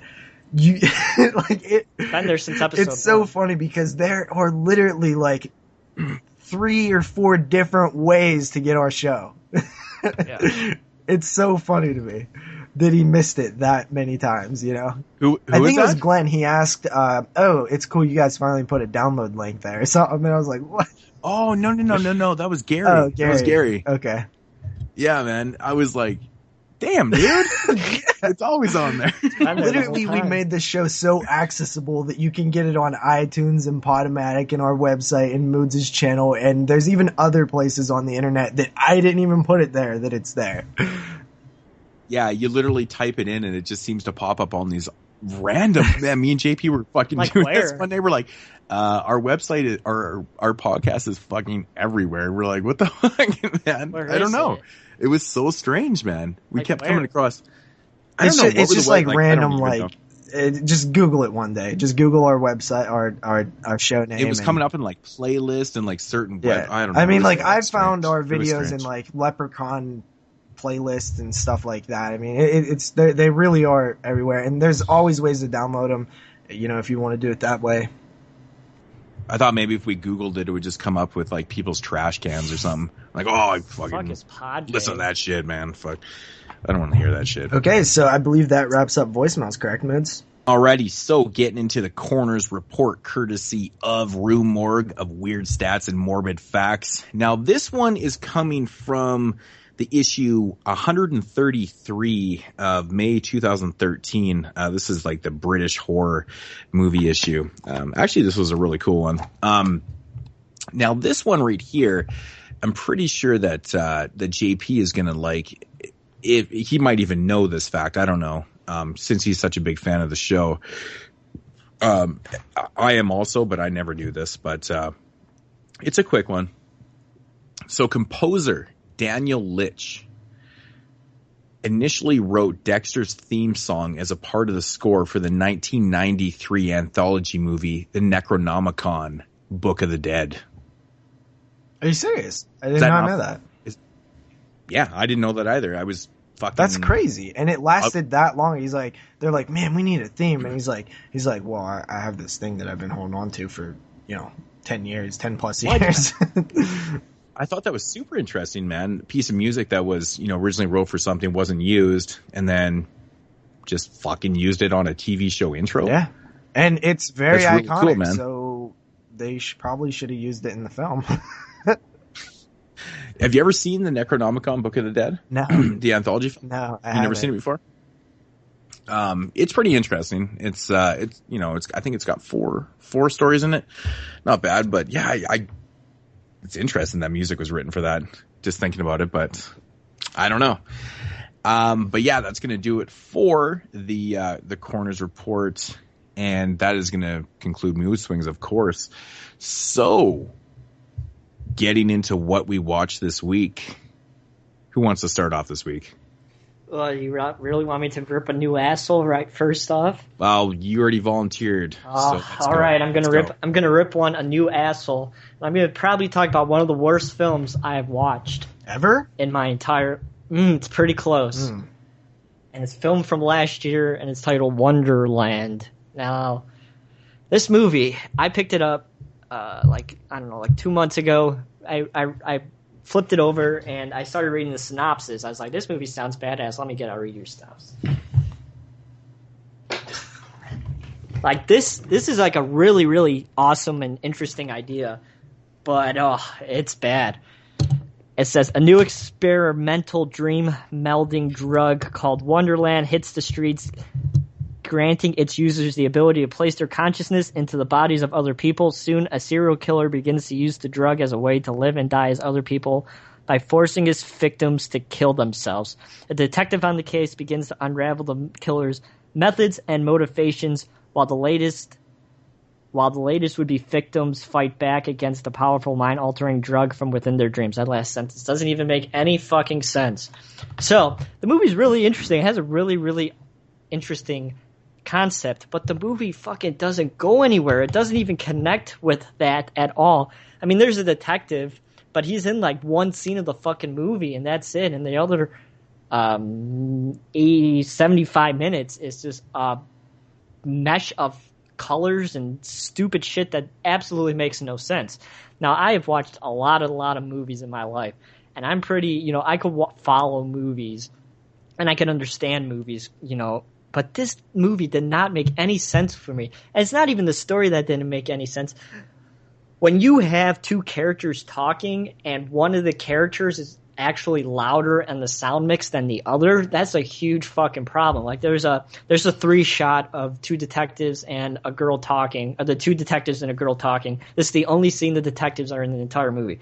So you got a 3-shot of the two detectives and a girl talking, and the two detectives are actually louder in the sound mix than the actual girl. So you can't even understand what the girl's saying because she's so low in the sound mix, and the detectives are so loud in the sound mix. Now that's just bad. You shouldn't have technical issues in your fucking movie in the first place. That's like Beneath the Mississippi. Yeah, like I wrote on the Facebook page, like I can understand a really bad and terrible story, but when you have technical issues thrown in with that, oh man, it's just bad.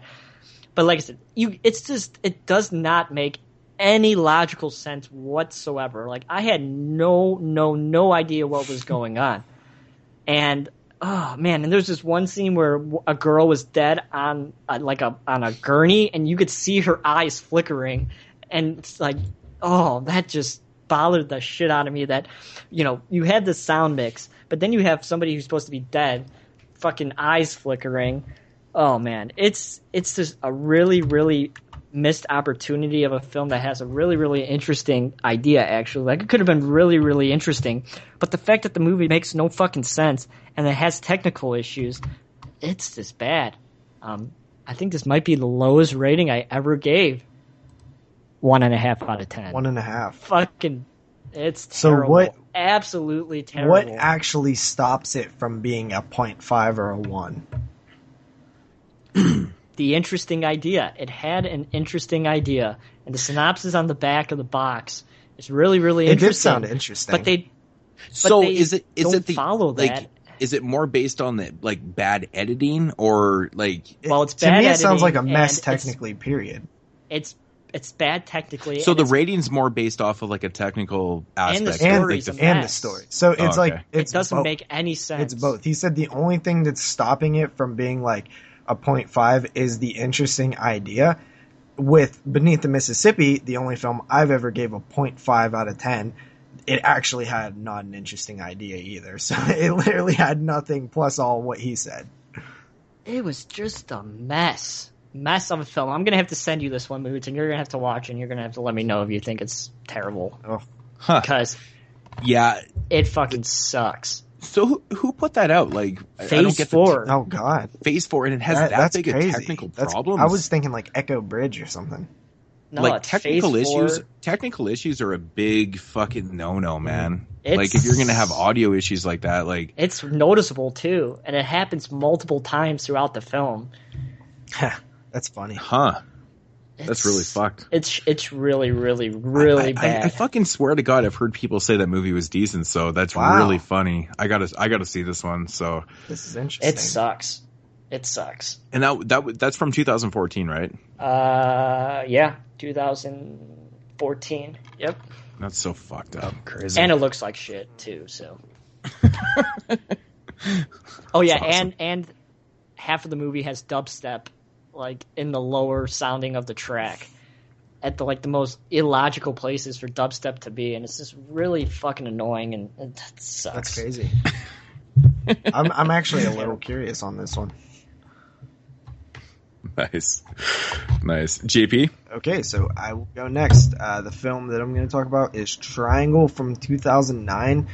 This one follows a group of friends as they get on a boat, go out into the Atlantic Ocean, hanging out. The lead character, I believe her name might be Jess, and she has like a mentally challenged son who's at home.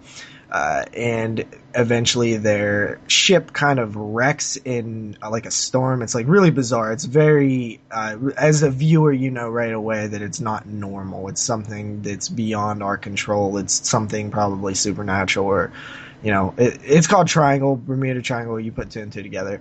And then a big like yacht comes into view and they climb aboard, and they basically, you know, I don't know how much to say about this one, but they're kind of stuck in a loop.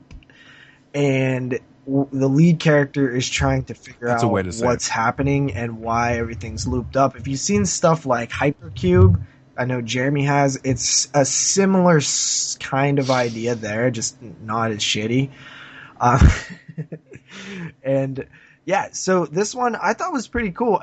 It constantly had me thinking, and I was kind of, you know, wondering like how it was all going to play out and like what the main like story and point was. I'm not sure that this film was as tight as it possibly could have been, with, you know, the ideas that it presented us with, kind of the looping and the repeating and stuff like that. But it was kind of trippy, and you were just kind of like into the main concept.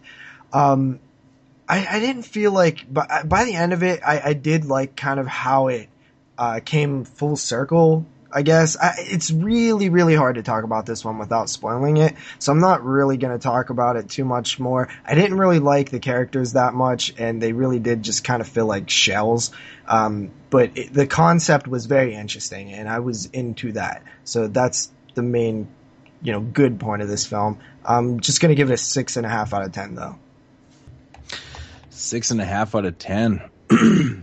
Yeah, it's probably about right, really. You know, the movie's really fucking confusing too, isn't it? Yeah, it is, but it kind of feels like there isn't a actual, like, they wasn't just throwing shit at the wall and, you know, using whatever hit the wall. Like, it felt like they actually had some ideas about it. It was just, you know, it's hard to put a film like that together. Yeah, man. I hear what you're saying, brother. All right, so first up here for me is a film from 1987. This was released by Masker Video, and it goes by the title of Venus Flytrap. Now, I will say this movie is shot on video, but it has to be one of the probably the best looking shot on video film I've ever seen in my life. Better than Video Violence? Yeah, it looks a lot, like quality wise, it looks way better. Huh. So it actually kind of got me thinking, like, is this actually shot on video? Because I was like, wow, the quality is really quite well, and even the acting in this film is actually not bad. In fact, actually, one of the girls that plays in this film actually ended up starring in Bill and Ted's Excellent Adventure. I think she played she was one of the princesses in that film or something like that. It's so random. Like, you know, this one came out in 87, so she's actually really fucking hot in this movie. But anyways, it's called Venus Flytrap, and basically, if you've seen you know, Last House on the Edge of the Park, which I know JP has, this one's very kind of similar. Basically, you know, hence Venus Flytrap. You know, in the beginning of the film, it starts out with, you know, these fucking, these assholes that come into this corner store. They rob this fucking guy. They start, you know, kind of beating around on him and shit like that. And they're basically just robbing the joint. Anyways, one of the guys is in the back trying to get the you know, the code to this fucking, you know, the safe and stuff. And meanwhile, while he's back there, you got the other two, characters are, you know, out in this store. Anyways, in comes these like rich kids, and they start kind of ripping off the place themselves, and they act like they own the place, and they're just like, oh, you're stealing that shit and blah, blah, blah. You got to put that back, because this one girl steals a tape or whatever. And so basically she gives it back, and they're like, well, you know, fucking, you know, they're totally denying the fact that they're, you know, been stealing this shit and blah, blah, blah. So anyways, one thing leads to another, and they're like, well, we're having a party, you know, why don't you guys come by? And of course, these fucking thugs, they agree, because they're looking to party, because they're fucking pieces of shit, really. They're just like willing to do whatever. So anyways, they go back to this house, and they get involved in these games. You know, darts turns into Russian roulette and shit like that. And what these thugs think, you know, they think that they're basically going to go to these nerdy fucking rich people's houses and basically kind of take over the joint and rob them and shit like that. And it doesn't quite turn out like that. So it's basically the story. Now, my thoughts on this one. I have to say, man, this one really surprised me, man. You know, for a shot on video film, you know, it's obviously really low budget. The acting's not that bad. It's not bad in this film. But it's very reminiscent of the film Last House on the Edge of the Park. If you've seen that film, you kind of know what you're getting yourself into. But this one does deliver. It's not bad. It's got some really interesting type undertones to it too that's going on. I don't really want to give anything away, because, you know, it's one of those films that you definitely need to check out. I think knowing less about it is probably a better thing. But all I got to say is there's a lot of twists and turns and things that are happening in this one that kind of make you smile a little bit. And I don't know, man. It's just overall a fun film. Like, you know, for a film that's set all in one location, basically, except for the beginning of the film, when these two kind of groups come together, is actually done really well. It's done really well. There's only, I think, 6 or 7 characters throughout the film, and the dialogue, shit like that, it's not the best in the world, but it does keep you entertained. And the ending is worth seeing the film for. Now, the cool thing about this film is that it only runs just over 60 minutes. So it doesn't it doesn't overstay its welcome at all, but it gets right into the story right away. Like the robbery that happens, you know, by the time these kids roll in, it's like 5 minutes of the film. They're already back at this house, they're doing the shit. It's actually edited not bad though. It doesn't really it doesn't feel jumpy. It just feels fast paced. And I kind of like that about the film. So, but I think they did a good job with not overstaying the welcome with the film, because, you know, having this limited amount of characters in a house for shot on video, low budget, it could get very tedious if it was kind of very, very fucking drawn out. It does a good job of getting right into the point of what the fuck is going on in this film. And there's some really cool twists and turns, and I really actually kind of recommend this film. Like I said, it's probably one of the best visual looking shot on video films. And it actually got some pretty interesting aspects of what's going on with, once again, I don't want to say anything about certain details of the film because I don't want to give it away, but I do recommend this movie. You know, an overall rating, you know, it's not a spectacular film by any means, but for the type of film it is, I mean, honestly, this movie, I don't know what it was made for, but it was, you know, really, really low budget. They did a fantastic job, I have to say. I mean, especially having actors that eventually went on to star in, you know, big time films that we all know and love. You know, it's kind of weird, but Venus Flytrap, I'm going to give a 6.5 out of 10. Like I said, if you're a fan of, Massacre video releases and stuff, this is one that you definitely got to check out, man. It's really interesting. It's really interesting. There's a lot of things that are going on in 60 minutes, and it's quite, I don't want to use the word overwhelming, but for a 60-minute film, they accomplished a lot. Let's just put it that way. So, Venus Flytrap, check it out. Interesting. Yeah. All right, am I up? Yep. All right. Next movie I'm going to talk about is a film that I think came out in 2013 in the UK. It was on hiatus here in the States for quite a while, but it finally got a release here, I think in early January, late December, Lionsgate. That is a movie simply titled Gingerclown. So this stars Tim Curry, Brad Dourif, and Lance Henderson. Well, their voices, but we'll get into that in a little bit. Now, this movie is very interesting because it kind of is an homage to Back to the Future Part 2 a little bit. So we are introduced to our group of main characters. The film takes place in 1983, and it takes place in Hollywood, and it starts out with these football players all lined up behind the Hollywood sign, all in their old cars like Back to the Future. And the main guy, the main football jock, his name is Biff, which is like, what the fuck? And he even drives the same car that Biff drives in Back to the Future. And it's just like, oh, come on. We know that it's fucking, they called the main football guy Biff. He acts like Biff. He drives the same car as Biff. It's like, oh, come on. This is obviously playing an homage to Back to the Future. So, but is it self-aware though? Like, are they just trying not to hide the fact that? Yeah, we'll get into that later because there's another reference of Back to the Future later on in the film. So it's the whole football team and of course their girlfriends up above the Hollywood sign. And Biff's girlfriend, she's different. She doesn't like the way Biff treats him, just like frickin' Marty's mom in Back to the Future, but she doesn't like the way Biff treats him. So, Leah Thompson. Yeah. So, she says that she's gonna, leave him, and he doesn't like that very much. So, here comes the nerdy boy on his bicycle, driving near the Hollywood sign. Driving past these guys drinking, this football team drinking in their cars, and they dare him that if he goes into this abandoned amusement park that's been abandoned since the 60s, that he'll be able to have the girl who's girlfriends with Biff, who doesn't really want to be girlfriends with Biff.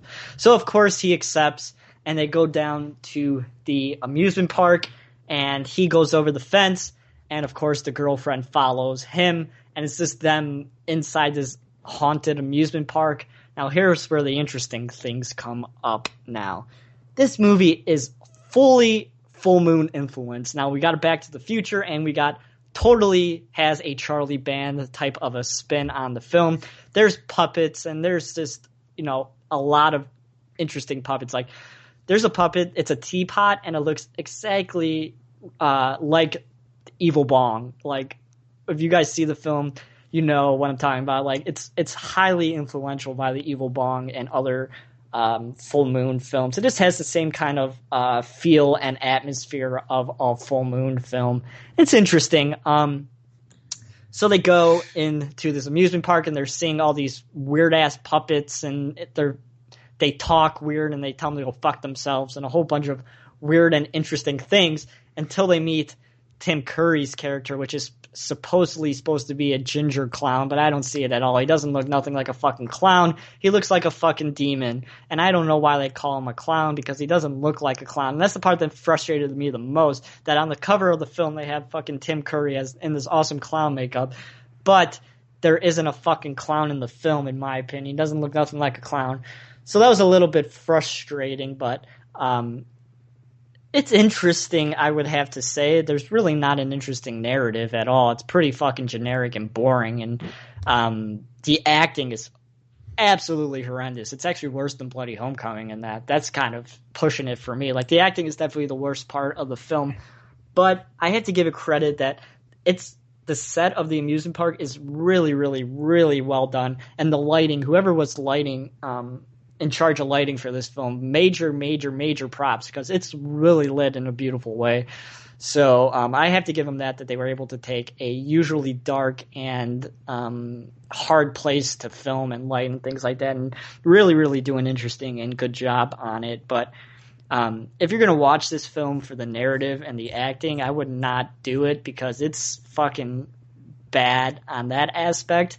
But if you like low budget, full moon, Charlie Band type of films with puppets and batshit crazy things happening, you're probably going to dig this one. Oh yeah, I'm at the reference for Back to the Future. I'll get into that in a sec. So the main nerdy character carries around a backpack the whole film, and in the backpack is things that are most important to him and things that he truly loves. Oh God, it's so bad and generic. But inside the backpack, of course, is an Almanac from 1951. And it's the same fucking one from Back to the Future 2. No joke. It is the same cover, same everything.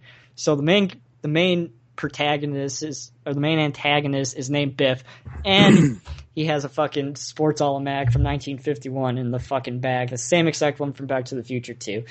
There was a lot of interesting Back to the Future references in this film, blatant references in this film, but it's so interesting, man, how they incorporated all the Back to the Future stuff into that type of film. Yeah, but it's so strange. Like I said, Tim Curry, Brad Dourif, and Lance Henderson, they're not in the film. Their voices are in the film. They voice the puppets and things like that. I mean, it's interesting. Like I said, don't watch it for the story or editing. It's average. 5 out of 10. That's funny. So the next one that I'm going to talk about, we have talked about in depth before. So I will attempt to not repeat things that I've previously said about this one. I have a few things to add. It's Phantasm II from the year 1988. I decided to pop in the Scream Factory release. And it follows Mike as he is released from a mental hospital. He teams up with Reggie to stop the tall man. He's psychically connected with some girl as well. So one of the things that I noticed watching Phantasm II this time was Angus Scrimm as the tall man. Something that I was always very happy with was that he never once in the series jumped the shark or became comedic or became a character that we root for. He's always this evil, just tall bastard, really. I mean, he's just tormenting them, and he never gets comedic. He's never dropping silly one-liner. He's always intimidating. He's always a presence, and he never goes down that path that so many icons go down. And it's not just the comedic stuff. We never are on his side ever. At least I'm personally not. I've never once rooted for the tall man, which tends to happen with, Jason and everybody really. And I think and I thought it was surprising that he's one of the only characters to really not go down that road. He's one of the most important, villains, in my opinion, in horror film history. Definitely. And I think, credit to Don Coscarelli for keeping the tone of that character the same throughout the films, and Angus Scrimm for doing it. And another thing, when I was watching this one, I realized this one is really the fun one in the series, and it's an action film. It's like a romance. It's, a buddy film. It's a road film, and it's a dark, creepy nightmare logic type film. I'm sorry, I don't mean to interrupt, but I find it so astonishing and interesting, a little bit mind-blowing, that this is, your favorite, film in the Phantasm franchise, solely based on the fact that this movie is what you just described it as. Right. It's an action film. It's an action film, love, all those things that you generally don't care for in other aspects, but this one seems to work for you on all levels. Yeah, and I find it very intriguing that it never becomes ahead. It never gets ahead of itself in terms of the action, in terms of the romantic stuff between the two lead characters, Mike and the girl.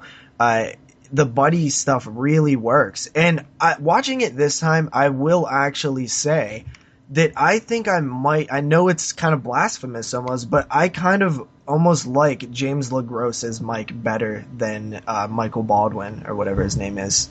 And, obviously he only played Mike in this one film, but to me it seems to work very well. This one, I also noticed they did kind of throw out the nightmare logic a little bit. It still has it, but the first one it relies heavily on that sort of nightmare logic where you don't really know which end is up and things like that. This one is more straightforward, but it does have that undertone to it where you're not really sure what's going on and you're not really sure what the tall man's up to. Even revisiting it probably just a year later, it's such a strong film. And I really do love it. It's definitely a 9 out of 10 still. I have that rating from last time. But what was cool was I actually checked out the features on the disc this time. And first you have the commentary with Don Coscarelli, Angus Scrimm, and Reggie Bannister. And this commentary is a very, very good commentary. And Coscarelli is really underrated, dude. This guy technically is really versed in the technical aspect of filmmaking, and it shows with the things that he talks about and people hitting their marks. And like when they blow up the house, that was a highly choreographed, insane thing that had to work perfect, and he did it perfectly. But who was the associate producer? I don't know. Oh, for fuck's sake. Jesus Christ. I love you, JP. I'm just But, He's hilarious. He's so fucking funny. I think another reason why the Phantasm films worked so well is because they're all friends. Like in this commentary, you can tell they love each other. They've been friends for a very long time. And, Coscarelli even says that one of the biggest mistakes making Phantasm II was not bringing back Michael Baldwin, because that's who that character was. And even though I might personally like the other guy better, Coscarelli, really, that kind of bugged him that whole thing went down like that. Then The Ball Is Back. This is a 46-minute featurette. You learn a lot of things, like I was just saying about Michael Baldwin. They actually made him audition for the role of Mike, following the original Phantasm, and they declined him as the character. Reggie actually had to audition to be cast as Reggie.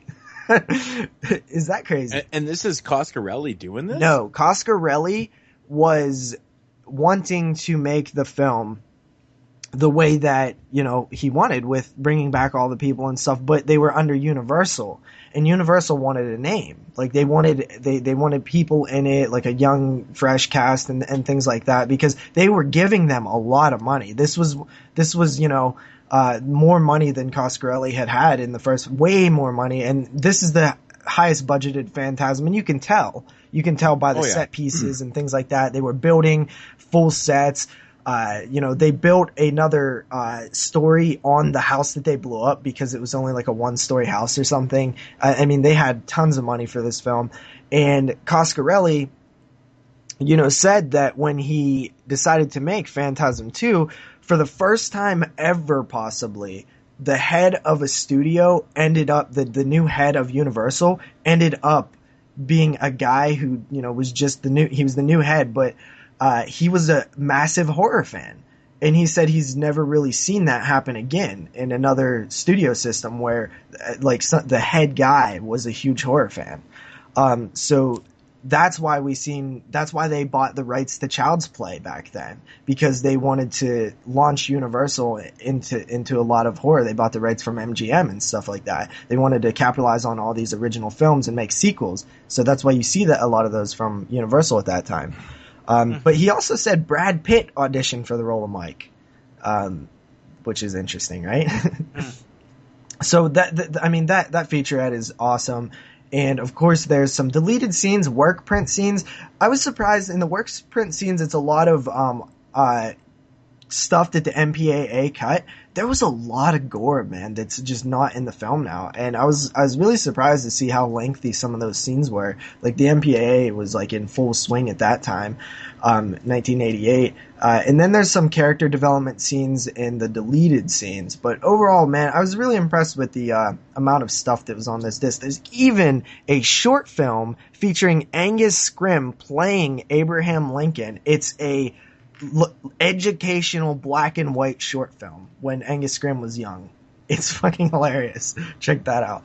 Man, I really need to check out those features, man. I haven't watched them. There's some great features on here, and I was surprised too because Phantasm II. We know a lot of things about these films, right? I mean, it's a franchise. They've been talked about to death. So going into it, I really wasn't expecting much from the features, but they spent a lot of time on how they pulled off the gore scenes and stuff. It really is an amazing film, and everything kind of came together.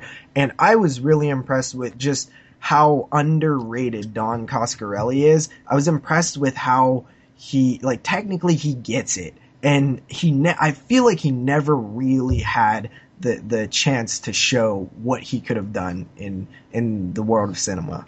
Cool. Yeah. Awesome. Yeah, man, I really got to check that shit out, man. I kind of neglected that one a little bit, I think. Yeah, because you probably expected the same thing that I expected. Like, we've heard all the stuff before, like there's the work print stuff. They actually have the whole segment where they blew up the house, like behind the scenes set footage. And it's amazing. The stuff that they did, actually it's on the set. It's its own feature. It's about 9 minutes long. It's the whole sequence of them blowing up the house. It is so choreographed. It's insane. Like that's movie making right there, man. That's awesome. No CGI there. Nice. Alrighty. So next up here, oh man, this one. Oof. Okay. This one was released by Mondo Macabro. It's from 1981, and I really wish I had seen this one when I was doing my 81 series a couple years ago. This one is an Indonesian film called Mystics in Bali. I have been dying to see this film for so long. I just never really wanted to put out the cash for it because Mondo releases are pretty expensive, right? Now, this one right here... JOO. Oh, there you go. Oh, they're expensive, man. DVDs, I know. fuck, man. They're tough, but they're in these nice, sexy red cases, so you can't really, you got to go for them. But anyways, this one right here, it follows an American. I believe that she's like a novelist. So she moves over to Bali to investigate or to look into some cult and black magic type things and stuff. Anyways, when she arrives in Bali, she meets this guy.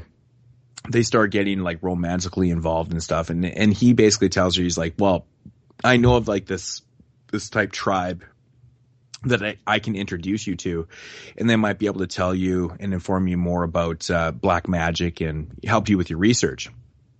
So anyways, they go out in the forest one time or out into this kind of area, and they come across this this witch, and she's basically like the leader of this cult or whatever. Anyways, she decides that that it's cool, the witch decides that that this American is cool, that she's willing to take her in and kind of help her out, but she's of course got other agendas set on her mind and shit like that. So the journalist, she totally agrees. She's like, this seems cool. I'll go with you. I'll learn about black magic and, everything will be all cool. I'll just leave it right there. So this movie right here is a fucking trip. It is such a fucking trip. It's got a very, very basic kind of storyline to it, but it's awesome. It's so fucking awesome, man. This movie is so fucking weird. It's supernatural at its weirdest. Basically, the leader or the witch of this cult, of this black magic cult, she has got some ulterior motives for this American, in which basically, I don't want to give anything away, but essentially what happens with the supernaturalness of this film is that There's scenes in this film where literally the American's head pops off her body and the lungs are hanging from her head and her guts, and her head flies around. Her head flies around and acts like a vampire. I'm lost. It is so fucking weird because, yeah, I mean, the thing is I can't really tell you exactly what's going on, but, you know, like I said, the leader takes her in and she's got some ulterior motives, right? So I can't tell you what they are because that's kind of the point of what, you know, is going on in the film. But, man, this one right here has got some really awesome effects, really cool setting, and it's got one of the weirdest feels and tones of the film. There's certain parts in this film where you want to think that it's kind of being comedic, but it's totally not. And at the same time, you're like, well, maybe it's being unintentionally funny. So you kind of accept it a little bit, but you know, it's weird because this one is it's like a horror thriller / kind of sci-fi type deal. Some of the effects in this one are so laughable. It's almost like animated, like, you know, when you're watching cartoons and you get like that animated, you know, kind of lightning bolts and stuff like that. Mm-hmm. There's things that are like that's going on, but it's like in a super serious tone though. It's like fucking bizarre. Weirdest feel I've ever felt in a film. Effects, you know, makeup effects and stuff. Fantastic. Really cool stuff. Now, the leader of this I think it's Lyak, fucking tribe or something like that. I think that's what it is. Lyak. She's, you know, basically a witch.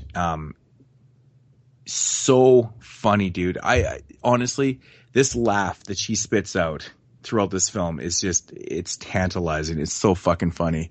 It's almost comical, but it's not meant to be a comedy. It's got to be one of the most bizarre films I've ever seen. Now, if everything sounds really confusing with what I'm talking about, because this movie is kind of not confusing, but it's very kind of mumbled and jumbled a little bit. All I can say though, it's a fantastic film. It's so entertaining. It's so entertaining on all levels. The shit that this witch makes this American do and what she turns her into, basically, without giving too much away. So once the American agrees to, you know, or once the witch agrees to let the American into her world or whatever, like I said, she has this alternative motive.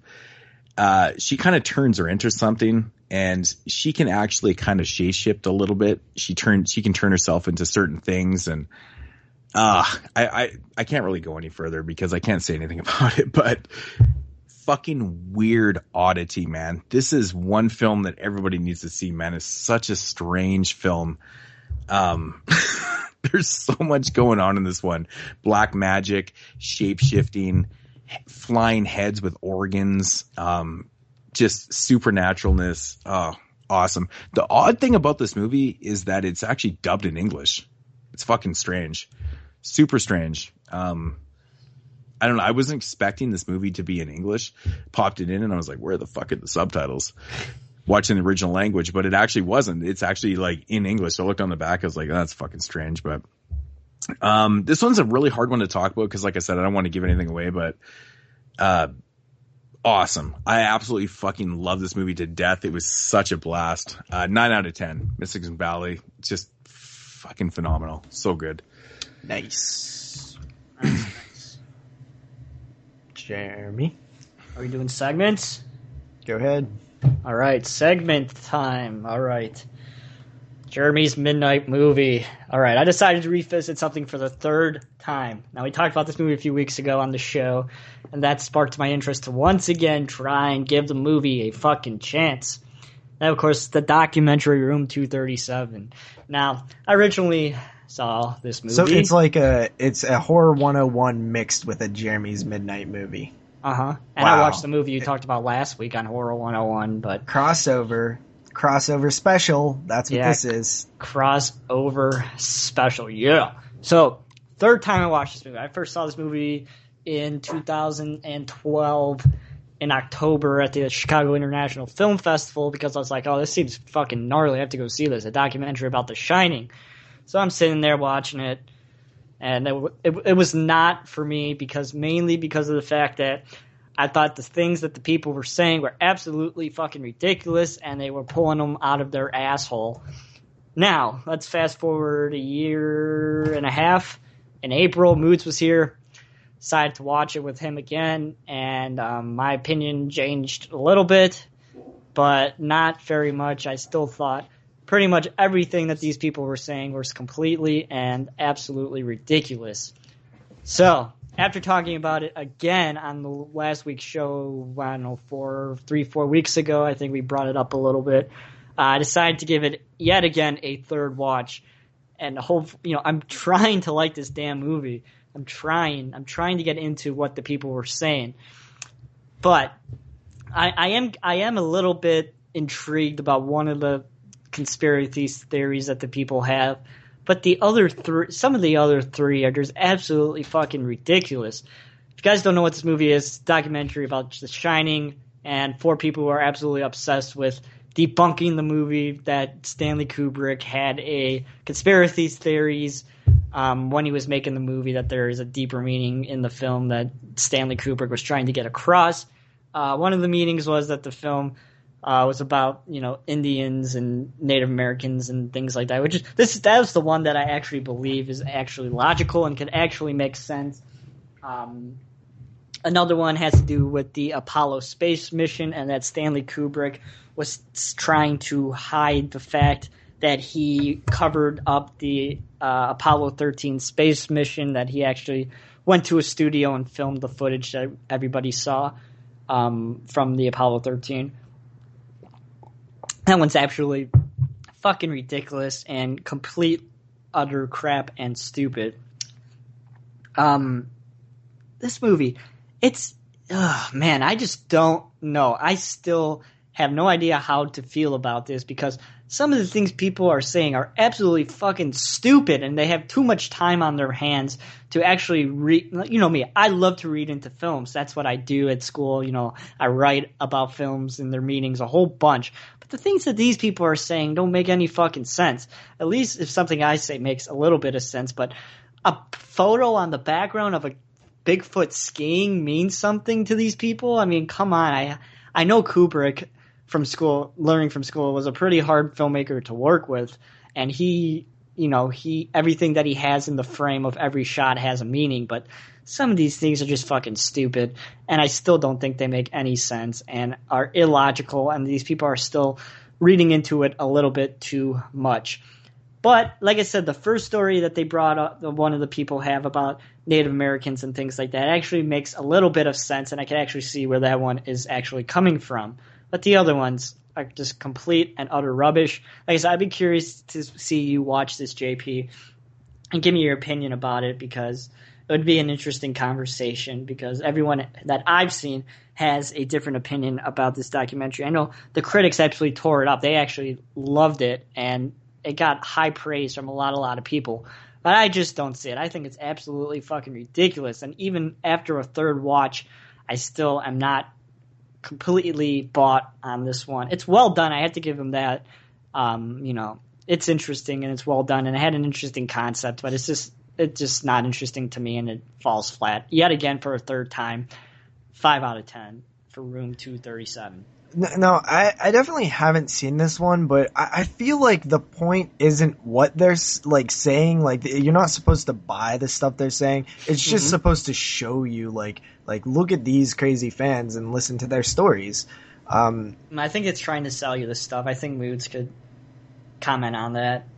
That these people actually believe what they're saying, and they're trying to make you believe it also. I believe it's interesting. While watching that documentary, I was like, I don't know, man, if they're being sincere here, or if it's just for entertainment value and part of the documentary, because the way they're, like you said, some of that stuff completely is contrived as fuck. Yeah. It really does not make a lot of sense, and it really kind of but that's the type of things that get you thinking, and I think that's the whole point of what the documentary is. Well, it didn't make me think. It made me think that these people are fucking stupid. Well, at the same time, some of these theories that they're spinning, how could you not okay, that's kind of interesting, but at the same time, it's that's retarded. So theoretically gets you thinking, but I think that's kind of the point of it. I don't know. This one has a lot of mixed things. There's a lot of things going on. Like, oh, man, I don't know about that one. I would have to watch it again too, but yeah, it just seems so contrived to me, and I was like, I don't know, man. I don't know. Everybody has mixed opinions on it. Some people love it, some people hate it, some people think it's okay. I thought there was certain things in the film that actually did kind of make sense. Yeah, but the things with like the Apollo so out of left field. Like, so I thought stupid. Yeah, there were certain things that were so out of left field that actually made me laugh out loud. I was like, "That's fucking hilarious, man!" Yeah. Like, really, you think like that? I mean, but then again, it all comes down to it's just opinion. You know, you can talk how you want. If you want to put out, you know, a conspiracy theory, whatever, it's still just an opinion. It doesn't really mean shit. I mean, you take it how you want to take it, right? So basically it's entertaining. I was entertained throughout that whole documentary, but half of it I was like, whatever. I don't think that's what it means, but you know, whatever, I'm still watching this, and it didn't really matter to me because it was entertaining. I don't know. Well, I've heard this film reviewed more than probably any documentary ever in different podcasts, and I've always kind of got the vibe that, like, it doesn't really matter what you feel about what they're saying, because that's kind of it's not to convince you per se. You know, obviously I haven't seen this, but that, like, I've always got the vibe that it was like, it's not there to, like, yeah, they're trying to convince you with their story, but that's not the purpose of the film. It's to showcase these, you know, super fans, I guess. If you want to call them that. Okay. So moving on to my segment, which I just think that this is one of the biggest coincidences ever, but Horror 101, which is where I take a documentary and I review it, you know. Don't tell me you watched Room 237. I watched My Amityville Horror, which is an IFC Midnight. I was thinking about you watching so it's like the crossover works both ways. This is Jeremy's Midnight movie and a Horror 101 combined. So My Amityville Horror, Jeremy actually reviewed this on episode 14. So it's been a while since we've talked about it. I'd never seen it. It follows a character by the name of Daniel Lutz, who's a real person. He was the eldest child in the Lutz family who moved into the Amityville house in 1975. And he kind of recounts his events, his history with his father, his stepfather, George, and the hauntings that happened in the film. I thought that this was really, really interesting because it's not so much about the actual haunting at all. It's about what happened to this poor kid and why is he like this and why is he so angry and all these things that happened to him as a kid that ultimately changed him forever. So he does definitely believe what happened, or at least he's very convincing. He sounds like he truly feels like, because when he talks, he's very confident about these things, and he doesn't really mix his stories, and he can answer right away when asked the question usually. I think he really does believe what happened to him, but I feel like he was at a young age and influenced by his crazy father, George Lutz. He gets very defensive, and you can tell that he's spent his whole life trying to explain these things that maybe he didn't understand himself to other people, and he's just got to the point where he just does not give a damn anymore what people think. But at the same time, he kind of does, because he gets defensive and he gets mad when people ask him questions where he knows they're just trying to get a rise out of him or get, they're very tactical about the way they handle him, and you can tell that it annoys him so much. Mm-hmm.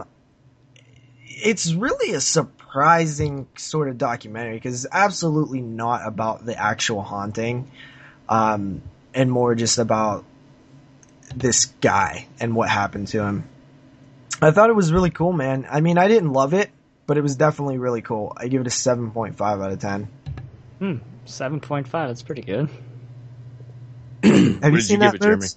He gave it a 7 back in episode 14. No, I haven't seen it. It's interesting. It definitely is. It definitely is. He definitely has some, like, brushes with the actual crew.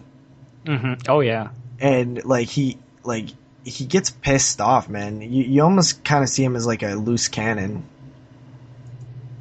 Yeah, I could see that. Cool.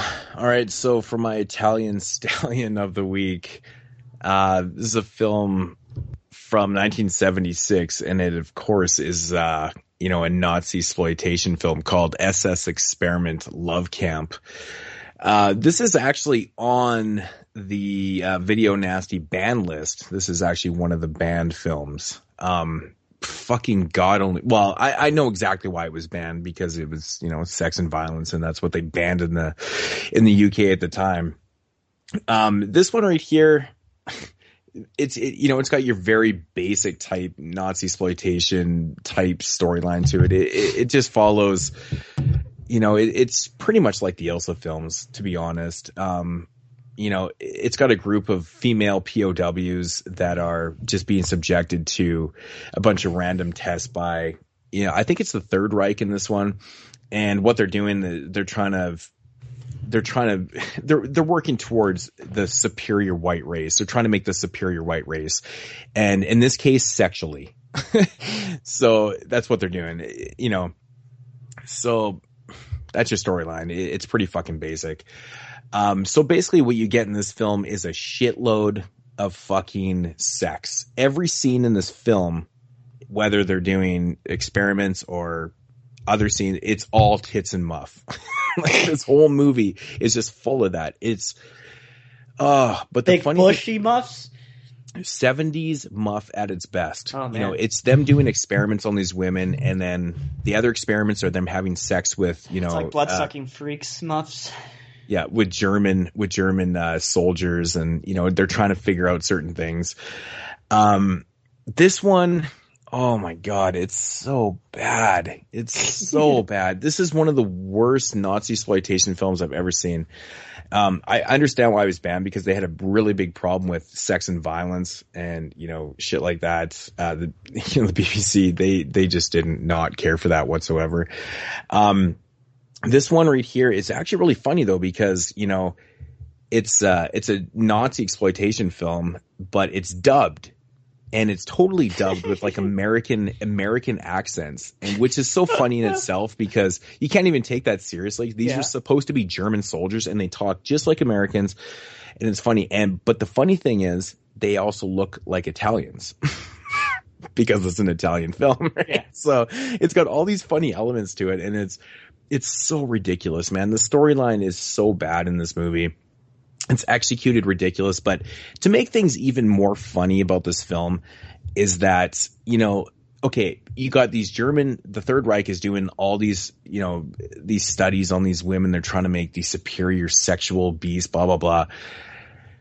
All of a sudden, out of the blue, you have this one general who apparently was mutilated by some girl, and he lost his balls, right, in this attack. So maybe now, he got attacked by our half penis, half vagina monster that you came up with later. In the past. Exactly. That stars Mark Wahlberg. So what this fucking general does, he actually kind of blindsides this other soldier, and oh my God, he actually gets the doctors to, they basically subdue this guy, and make a long story short, he ends up stealing his balls. Stupid. He ends up stealing the balls from this guy, from this soldier. So now this guy wakes up and he's got a pair of balls and he's all good to go, and he's a superior soldier now, and blah, blah, blah. But to make things worse, this is what makes this movie so fucking bad. Now, this soldier has obviously had his balls cut off, and so there's a scene where he jumps into bed with this POW, and he realizes that he can't have sex because he doesn't have any balls. And he announces this, and I literally died. Doesn't he have balls? Or is this the guy from got his balls taken? The guy that got his balls cut off. Yeah. Literally. So why can't he fuck? Does that mean his dick can't get hard? Balls. Does that mean his dick can't get hard or something? The dude with no balls, he fucking goes up to the general, and he confronts him, and he literally says to him, he's like, "Are you having fun with my balls?" Fucking fucking died. I literally dropped. I was on my couch. I was fucking dying. It doesn't make any sense. It's not having any balls doesn't mean he can't get hard. It makes no sense. I know, right? It balls doesn't make your dick hard. Dude, oh my god, this movie was actually so bad. Like, it was so pathetic, man. And, you know, the whole story is so stupid, man. You know, you got one of the POWs that falls in love with the dude that loses his balls eventually. And, you know, you got this whole love story because he's a German soldier. It's just it's so bad. Everything about this movie is just terrible. I mean, honestly, I can't give it higher than like a 3 out of 10. Chainsaw Massacre. I understand why this movie was on the ban list because of the sexual violence and all that nature and stuff. But this one isn't even half as bad as like an Ilsa film or any of those type of, you know, Nazi exploitation doing experiments on, you know, they don't even say that they're Jews. They just say POWs. They're not even doing, you know, it is what it is in this one. But fuck, dude, it's so bad. Like, the sex scenes are just so, I don't know if it's the editing. They just kind of cut to sex scenes. They're like, 1 minute they're doing a test, and then all of a sudden they're in like a huge orgy. It's like, what the fuck? What the fuck is going on here? This movie is so, it's like Bloodsucking Freaks, man. It's bad. Bloodsucking Freaks is a masterpiece compared to this. This is fucking bad. Like, it's just a terrible edited film. Oh, dude, everything about this film is bad, but 3 out of 10, horrible. You know what's funny is I thought I had seen this film when you was talking about it. I seen a film called because I IMDb'd your film, the SS Experiment Love Camp, and I know that I've seen a film that has that poster. And then I, tracked down what film I had actually seen, and it's Woman's Camp 119, directed by Bruno Mattei. And it has the exact same poster with a different font for the lettering. So that sounds like a Mattei film. So that sounds like Mattei ripping off the poster. Yeah, Last so week he ripped off the Aliens, exact and this same week he's ripping poster. off an ISO film. It's the exact same poster with different font and title. I'm not joking, you guys. If you see the part where Buddy jumps up, the German soldier jumps up from the girl, and he's like, I can't do it. And then next scene, it just cuts to him, and he already found the general that has his balls. And he literally pulls a gun on him. He's like, are you having fun with my balls? I fucking died, dude. I fucking died laughing. Because he knew it was him already. Like, he just knew, apparently he had this connection. He's like, my balls are with this guy. And he just, found him right away. I'm fucking dying, man. It's so funny. I was pissing myself. Aaron was even like, what are you laughing at? I'm like, oh my God, you wouldn't believe it. You know what's crazy here? So good.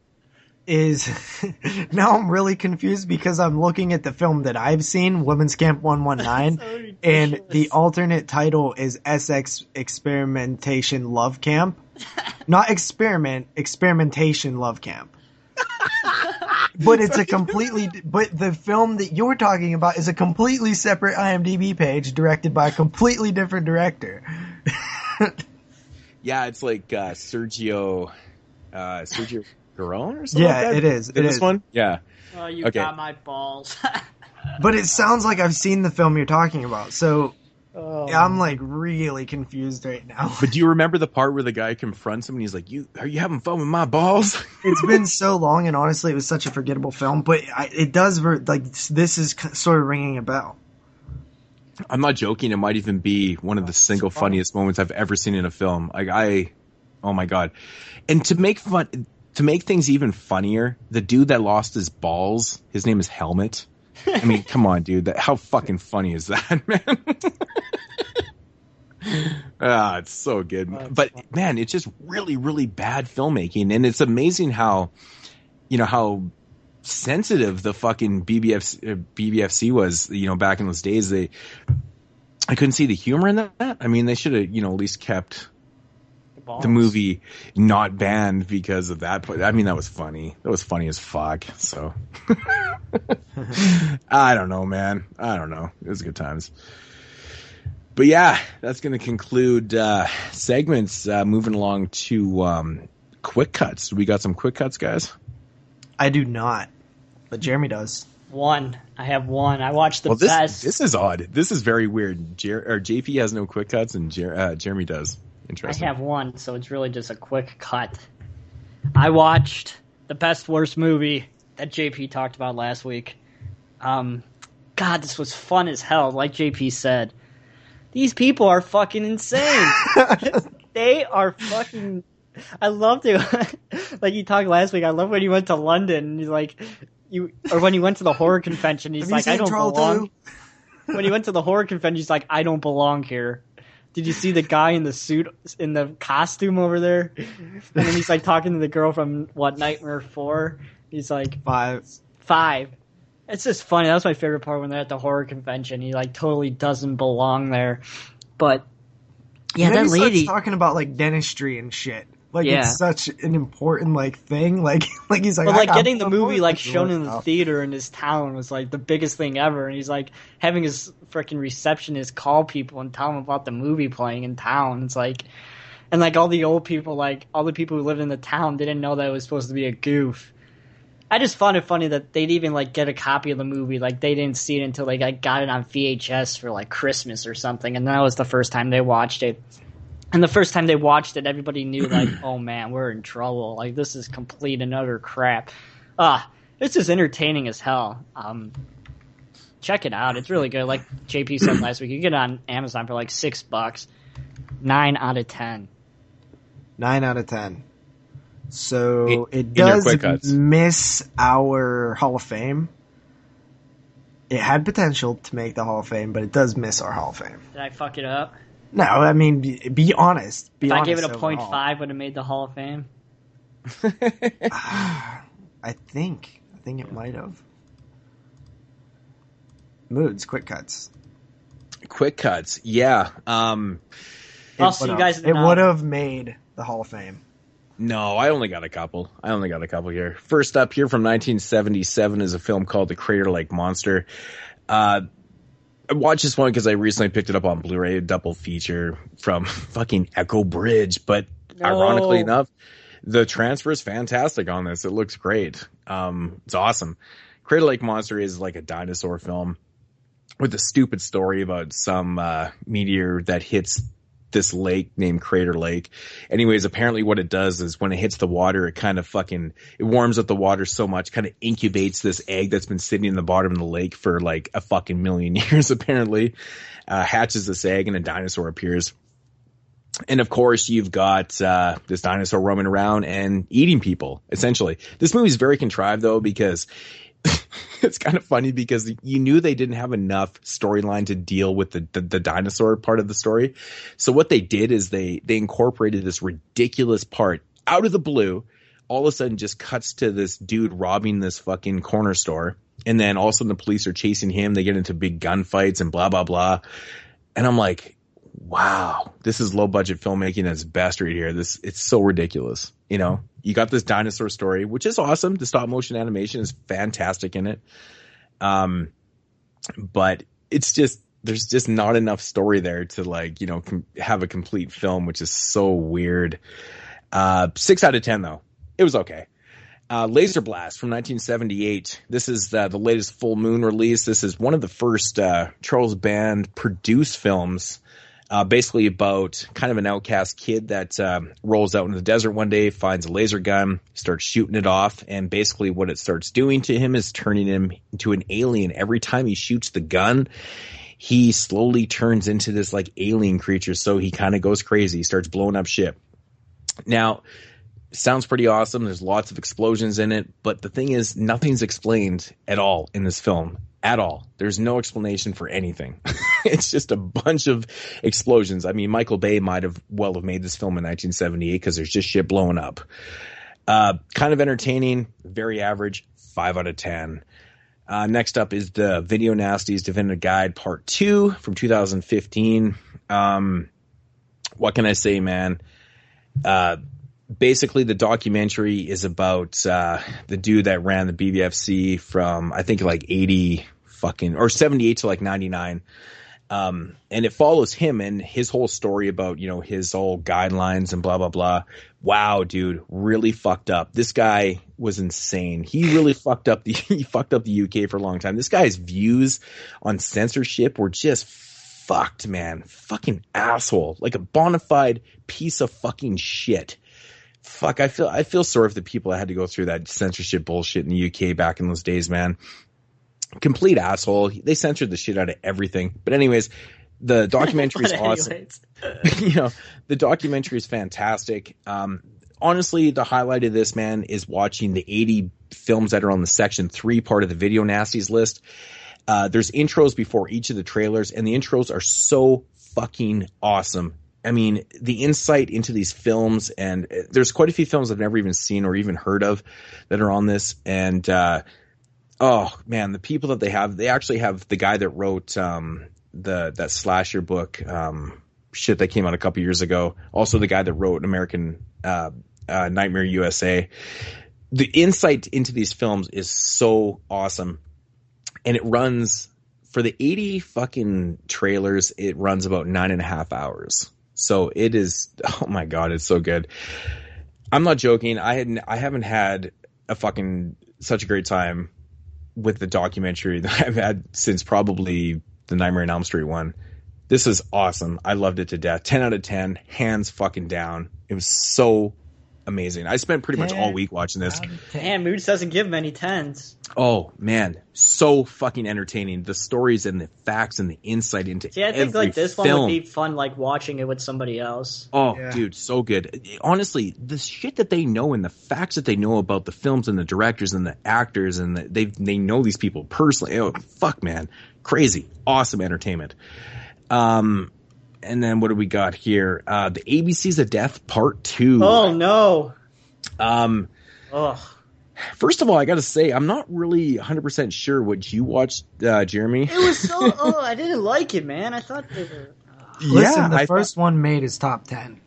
Fuck you, JP. This is so interesting to me that it did make your top 10. I mean that's not interesting. It made your top 10, but to be honest, I actually like this one more than the first one. No, not me. I have to say, C is a fucking awesome fucking short. It's the best one in the film. Oh man, I had a lot of fun with this, and I was noticing a lot of interesting things. Like the one in Africa. Oh man, what a mess. The Soska Sisters one that had one of the guys from Astron 6 in it, and then of course Steven Kasansky, he did W for Wish, which was another really weird. Like I said, from T to the end, they're all good. I said that in my review, but to get there, there's only a few semi-good ones. There's a few. The thing is, man, throughout the 26 shorts, there was really not any shorts that I was like bored to death or. I thought the Africa one was bad. Which one was the Africa one? It's like I forgettable, but it's like in the middle of the pack, and it was like some ritual took place in Africa.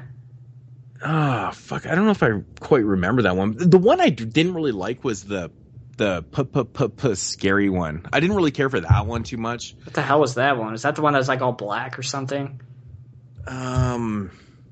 No, it was kind of like, it was the ones where the guys were in the like the old school prison uniforms and shit, and they were really weird actors. Like, oh fuck, I forgot. They were kind of doing voices and stuff. It was kind of strange. Letter C though is the best in the film. The last one, Capital Punch. Yeah, that was good. Capital Punishment was good. But what's your favorite? He's saying letter Z, right? Letter C. The last letter in the alphabet is the best one in the whole film. Z. I thought you said C. It did sound like you were saying C. Yeah, sorry, my speech impediment. I was in speech fucking class for honestly, man, letter C, I thought Capital Punishment. I thought you were referring to that one because that one's actually really good. No, the last letter of the alphabet. No, the last one is really good. I actually really liked Vacation too. I thought the Vacation was cool. Yeah, but the last letter is it's an interesting idea and it's actually really original and it looks fucking fantastic. Moodz, I got one question. Did you count how many you liked and how many you didn't like you did in the first one? I thought about it fucking must have been about 10 letters in or something. I was like, fuck, I have to go back, but I definitely liked more than I liked in the first one, for sure. Because I only liked 12 of 26. Oh man, I must have liked at least over 20 of this one. 20? Yeah, dude, I had Get the fuck out of here.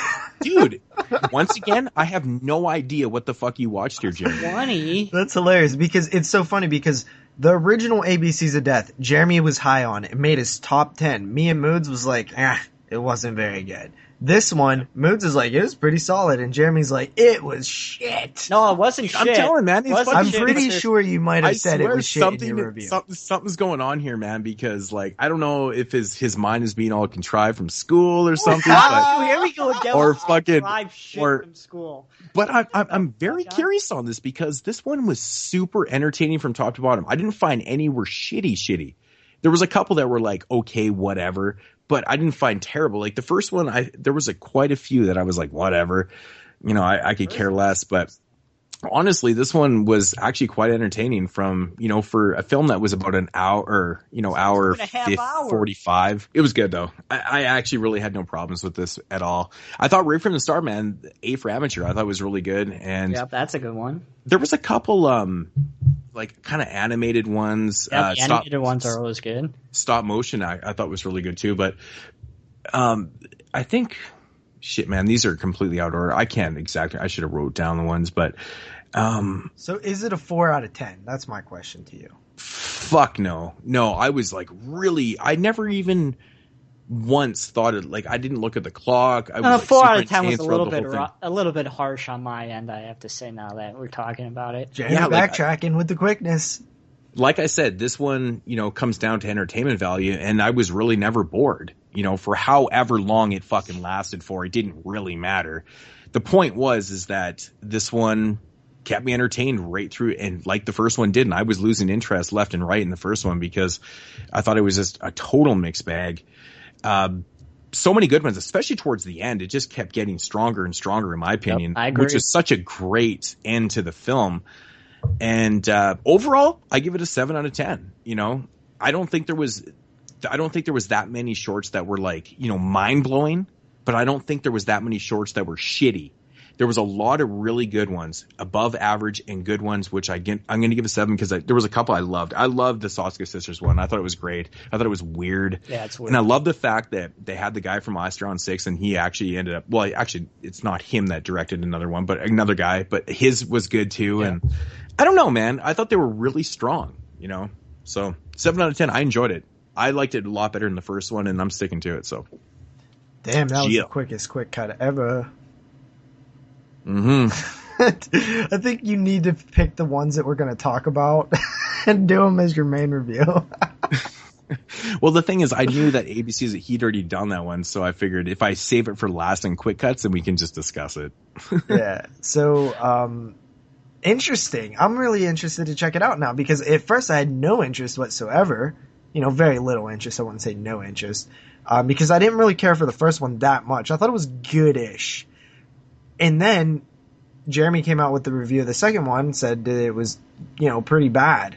And now you come out and say that it's better than the first one. The consensus seems to be, I've been reading, comments and stuff on the group page, and most people have been really liking this. And I kept thinking to myself, what the fuck did Jeremy watch? Because I was halfway through this one going, well, I'm only halfway through, and I may really have to give a retraction and give it like 5. I don't know. Like I said, these type of films, these anthology shorts are I think he sold for him entertainment value. He's changing his rating and everything. He got 4 or 5 minute shorts, and to be honest, I was never bored at all. Cool. So is that the end of your quick cuts? It is. Okay. I only had a couple, like I said. It took like 40 minutes. Because I knew that ABC's A Death Talk was gonna spiral. So, alrighty. So getting into the main featured review for episode 45, and it is the brand new chiller TV film called Animal from 2014. It's been way too long. Yeah, it is. We used to camp here every summer. Suit up. Get together, get closer. 1, 2, everyone say fifth wheel. Fifth wheel! Oh my god, is that what my hair looks like? Relax. Enjoy it. These woods won't even be here in the next few years. This looks familiar. Really? Yeah, let's get close, guys. Can somebody Uber us a cab? Andy! Jeff. Let's go.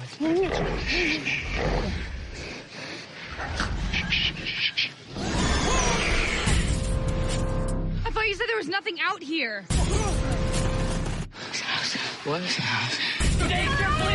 Please open the door, please! What the hell is that thing? That just chased us here. How long you been here? Might as well get comfortable.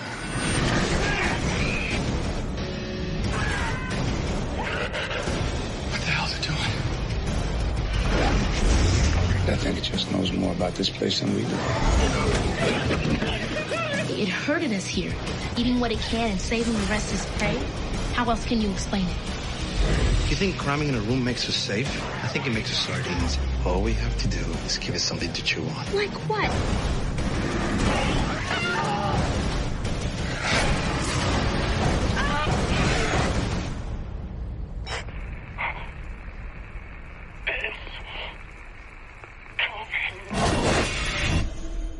This one, of course, is directed by Brett Simmons, and we all know Brett Simmons because last year we did a main review of the Monkey's Paw.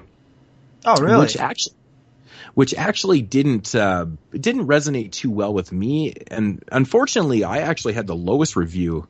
Or yeah, mine was the lowest on that one. I believe Jeremy's was the highest. I think on the Monkey's Paw. No, I think mine was. Was yours? Yeah, I know we were all roughly about the mid mark on the Monkey's Paw. He's also known for directing. Was the highest. My bad. Okay, so he's also known for directing Husk, which is a Scarecrow film that was featured in the first After Dark Originals series a couple years back, which is actually a fantastic film. I really enjoy Husk. I think it's awesome. So I highly recommend that one. But the Monkey's Paw, not so much. Now, the icebreaker is Animal from 2014. Now, did I like it or did I not like it? It's interesting because all his films have a very similar type feel to them. Have you guys seen Husk?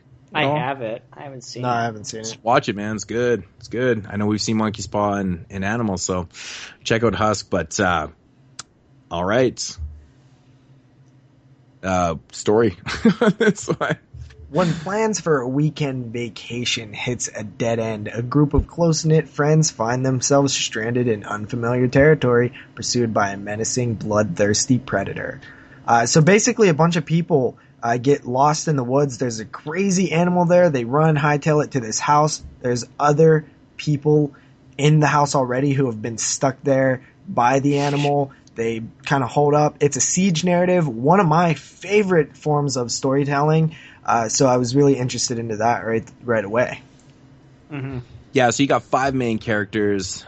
You've got 2 couples and, of course, the token gay guy. Yes, of course, that is very stereotypical. But only one black guy, though. I really didn't feel like it, man. I didn't feel not a black guy. No, you have a black girl who is actually the sister of a white guy, which they don't explain. Yeah, which I thought was a nice touch because it's like. I found out the twist that we find out about the gay guy and somebody else was very interesting. Yeah, but they definitely the whole brother and sister thing was interesting to me because even upon second watch, I was like, wow, they really do not explain that. Yeah, I liked that they didn't explain it because any other film would have explained it, and I was just like, it's unneeded. They were probably adopted. Mm-hmm. It's unneeded. Well, I mean, honestly, given my state of, present personal life, that's the first thing that came to my mind. I just assumed that they were adopted. Obviously one of them was adopted, right? And I was more thinking that the white family adopted the black girl. Because, that sucks to say that, but that's just generally how things kind of work. Yeah, or they were both adopted. It's just being honest, right? But I thought that was an interesting touch. They had that kind of going on and stuff. Another thing I thought was really interesting right from the opening credits was that Drew Barrymore was an executive producer on this film. That was odd. Maybe it's a different Drew Barrymore. Drew Barrymore is just executive producing horror films for sci-fi or for Chiller. Maybe there's another Drew Barrymore. It's very possible, but I think that might actually be her. Yeah, it could be. It could very well be her. But anyways, guys, thoughts on the film? Jeremy, who wants to start? Oh man, it is the Drew Barrymore, by the way. Yeah. Yeah. Oh man, it's just generic to me. It just felt a little bit generic. Well, it is very, very, very, very, very, very, very generic. But I thought the monster looked really cool, and when they got into the house, it kind of just totally felt like Night of the Living Dead, and it's a siege to me. Yeah. Okay, let's start right from the beginning. That black guy's a dick, though. I have to say. Okay, the black guy. So, yeah, the black guy in the house. What black guy? The guy that he fucking hung up with the handcuffs to the wall. That guy's not black. He was black. That guy's clearly JP's cousin. of Latin descent. That guy's totally JP's cousin. That dude's from Prison Break, man. That's the Mexican dude from Prison Break. Oh, I guess the Mexican dude then. He was a dick. Black. He looked black to me. God. What did you watch this on a toaster? No, I always thought, well, there's usually one black guy. We are watching a horror movie here. Well, we got the black girl, Kiki, man. Well, yeah, we usually have a black guy too. I thought it was quite interesting in this film how they started the film out with 4 characters, and 3 of them we eventually get introduced to once these 5 characters meet up with them at this. Because you just assume they're gone, right? Yeah, I mean, it starts out, you got 4 characters running from this animal or from this creature. One gets fucking captured and killed, which is actually Eve, the rapper. That's funny. She's the one. She's the one that dies in the beginning. And if if that was Jodie Adams' only part, and she was on like the main front cover, I was gonna be pissed off.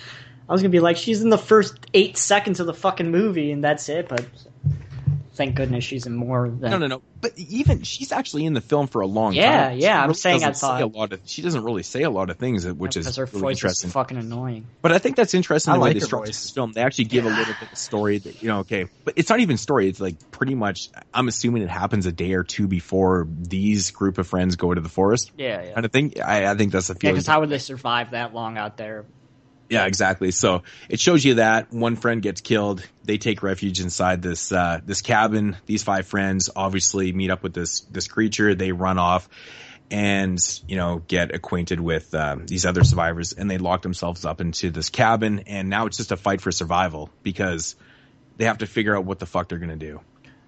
I find it interesting that you said that it was... At first, you said that it was a badass creature feature, if I'm not mistaken. And over a course of you said like a day, you started feeling like it was very, very, very, very generic.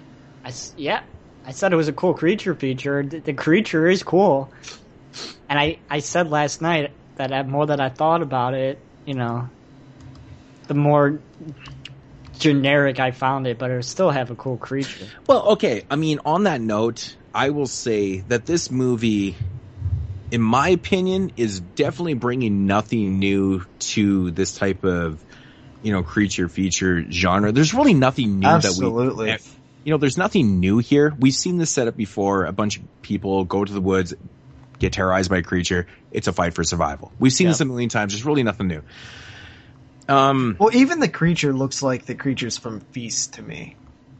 A little bit. I found it cool that the creature was at least practical and not fucking. Well, that was actually CGI. The most surprising thing for me about the film was that the creature was everything about the film was practical. Like, I mean, you had practical, gore effects, blood, and the creature was quite obviously a combination of, I wanted to say like a rodent / human. Yeah, does that sound about right? Rodent. Mm-hmm. I thought he was like a bear / human. If you look at the creature, like it actually had like human features. It was obviously a dude in a suit. Well, it could it stood up on its 2 legs. Yeah, so. Which I really actually kind of enjoyed. It seems, I mean, I don't want to use the word realistic because there's no such thing, but it just seemed appropriate. It seemed okay to me. When I saw the creature, I was like, okay, that makes sense. Mm-hmm. I accepted. I thought it was awesome. I really enjoyed that. But I was really surprised. Chiller film, everything practical. I was like, okay, that's awesome. But Chiller usually goes really enjoying that. Semi-practical most of the time. Yeah, it's not sci-fi. Sci-fi is a lot different than Chiller. Like, sci-fi is very CGI heavy. Like we've seen Beneath with Chiller. Chiller seems to have more of a standard when they Chilling make their Senses. films. Like, they actually put some care into them a little bit, even though they are kind of just cheap quickies. They still seem to put a little bit of care into them. And, there's one scene in particular where when it's early on, I thought like, ugh, Like, the two characters are talking. It's Kiki and her boyfriend, and they are talking, and they get a little closer to each other, and then the camera cuts to, it was an over-the-shoulder view, and then it cuts to both of them center, and in between the characters is a window, and you just instantly are like, okay, jump scare. Like, it was completely done amateurish. Like, it should have started there from that angle, and they spread apart, and then the jump scare, but when you cut to that, you actually are aware that it's happening. It's jarring. That's like in movies where people use extreme close-ups on objects, and it's like, oh, thanks. Now you just totally ruined that. I know that thing's going to be important later on in the film. Like, that pisses me off the most in films. Well, there's a balance to it. You kind of have to do that stuff sometimes. Sometimes, but not like blatantly when it's like blatantly obvious that this is something you should remember. Okay, so let's get into the basically the setup to this film. So we got 5 characters that are in the woods backpacking, before they get exposed to the creature or come in contact with the creature. What happens? Nonsense. Okay. A bunch of fucking bullshit, and something that really pisses me off, and it's really, to me, lazy fucking screenwriting. This is a bullshit script right here, because what happens here is that you've got 5 characters going through the woods, and they all agree that they need to get back before light or before dark. Yeah. So what happens is the brother and sister get into a fucking argument that apparently lasts from daylight to nighttime. Yeah. While everyone sits around and goes, and they're all complaining about, we need to get back before it's dark. How come nobody fucking doesn't intervene and say, hey, let's go? Yeah. So it's kind of lazy screenwriting, because it basically is just them arguing and killing time before it sets into dark, and now the creature appears because he's fucking hungry. Mm-hmm. I don't think it was. That's interesting. I never thought about that until you. I was thinking that. I was like, oh, typical. Like, they're arguing and stuff. But then I kind of started thinking. I'm like, I do that shit all the time. Like, we know we have to get done by a certain time, but we'll sit there and keep arguing. This is how they wasted time in the film. They didn't have any way to fill in the time between day and night, so they basically had these characters argue. And you watch it in the argument, because I watched the film twice. I noticed this the second time, that it goes from daylight to nighttime, and all of a sudden it's too late. Not even when they decide that they need to get going. But he also does throw out that, like, we've walked back in the dark before and stuff like that. I understand what you're saying. It's definitely a little sloppy and could have been a little tighter. But not even that. Like, what I'm saying is they should have had something else happen, or something else written into why they were out in the woods until later, except for a lazy argument, because the argument's not even the focus. You don't even know what they're arguing about. All you know is that they're arguing about something. Mm-hmm. Nobody cares what the issue is and why they're arguing for so fucking long that it puts their lives in jeopardy. It's ridiculous. It's absolutely bad screenwriting. But does it really put their lives in jeopardy, though? They're in the woods. It's dark out. If I was in the woods and it was dark, I'd be like, no. I mean, of course, we know as the viewer that if you're there by to dark time or till nighttime, it's gonna. But you know what I'm saying? It's just. Yeah. Why is this lasting so long? It's just a bad setup to I agree. Why they're still there at dark time. Because if this argument didn't happen, they turn around, go back to the car, gone, no movie. Yeah. Well, obviously, not even that. Like, I'm going to say something else. Like, one of the biggest peeves that I have watching these kind of movies, they don't know how to fucking light the shit right. And this movie is so damn dark. You can't see what the fuck's happening half the time when they're in the cabin. It's a fucking really, really annoying that I'm watching a lot of these movies these days, and it's so dark that you can't see any shit that's going on. I didn't really feel like it was dark. I mean, God damn, dude, I never know. Honestly, I take note of that shit when I'm watching films too, and I never noticed any darkness in the film. Yeah, that's weird. I could see it perfectly. I mean, we was watching it on Blu-ray, but I understand what you're saying. This is one of those films that kind of annoy me in terms of the way that it's shot. The lighting was no problem, but to me, they use a lot of close-ups during the creature attacks, and like I that stuff always gets on my nerves a bit because it's fast cuts, it's close-ups, And it's just the easy way to do it, right? I actually don't get bothered by that a whole lot because I just account that to like the low budgetness of it. They just can't shoot that, obviously, straight on gore shots, and they're just not doing that because they don't have the budget for it. So I can accept that because I know this is made for TV film, and I'm just like, okay, we're probably going to see some cutaways with some, obviously some dude standing there squirting blood. Yeah, but I mean, the budget is a okay excuse, but at the same time, we've seen stuff done on no budgets, right? Look at Blood Runs Cold, completely. I'm not saying this is justified for everything, but it's just the way it is for me. Like, I can just accept it. Yeah, that's just which me personally. I can't when I see that, I'm just like, okay, whatever. But I also don't like it. Like, just because I can accept it, but I don't like it as well. I'll say that, back to the thing about them, being out in the woods and stuff like that before it got nighttime and things like that. They did spend a little bit of time kind of just hinting at something when they find the military backpack, right? Mm-hmm. I mean, I think it's just kind of like a hint that, like, we never find what's in that backpack. We don't. Later on, I guess. I mean, well, we get the sense that it's something, whatever's happening. Yeah, but why the fuck is the military there? And there weren't. I mean, I know they closed the forest down and stuff like that, and they, of course. But why wasn't anybody else there? Like, because there's things that kill people out there. But that was the whole thing. That's kind of.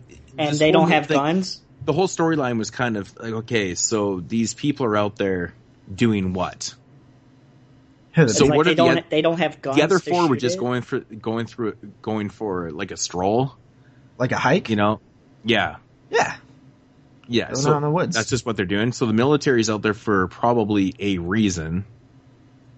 I don't know, man. There's just certain things that just aren't connected in this film. It's just like, I mean, it's definitely a little sloppy. I'll give you that.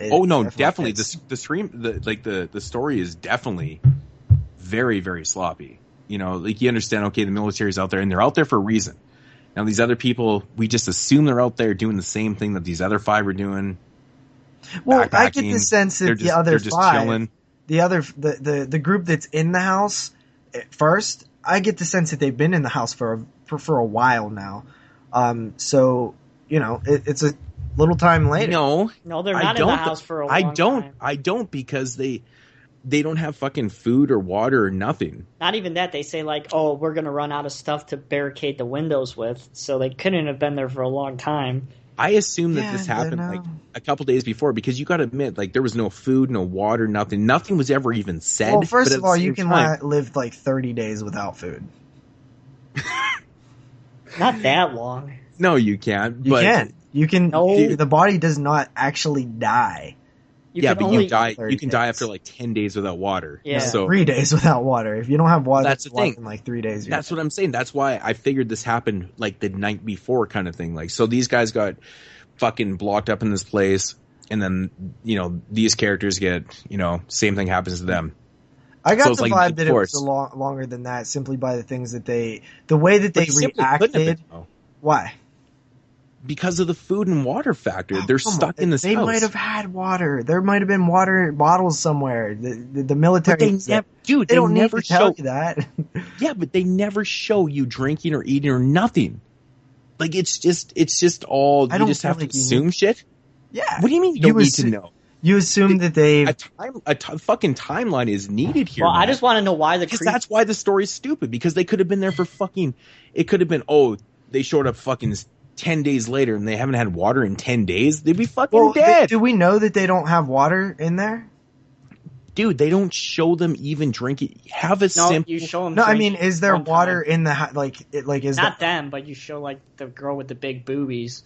You see her pouring the water into the guy's mouth who's dying. So yeah, but that's her water. Yeah, okay. That's not the people that were in the fucking house before.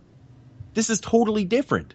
Yeah. That's a totally different thing. Well, I want to know is why 3 days. You just said 3 days, which you can actually live longer without water than 3 days. But seriously, come on, man. Put it into perspective. I know you have to disconnect yourself a little bit, but at the same time, there's so many things that are just so not even that. Good. Like, why wasn't the creature attacking them in the daylight when they were hiking? That's like, why did it wait until nighttime? Because later on in the film, you see it out in the daytime. So why the fuck wasn't it out in the daytime when they were hiking? Because it was somewhere else. But somewhere doing what? Being an animal, sniffing around. That's another thing, because they even talk about it in the film that, you know, the one guy even says or hints at the fact that, you know, they seem to feed more at a certain time. But they come across it's then, so it's like, why didn't it fucking come out and... Well, they also say that they feel like it led them to that place, like it's storing food away, pretty much. Like it's smart enough to lead these people here, get them stuck in there, and then just patrol it, and then they got food for like 3 weeks. But which is completely ridiculous in itself, because who the fuck is going to believe that this thing's that smart? We're talking about a killer animal, man. I mean, exactly. It's a monster. We're talking about a monster. Who says it's not that smart?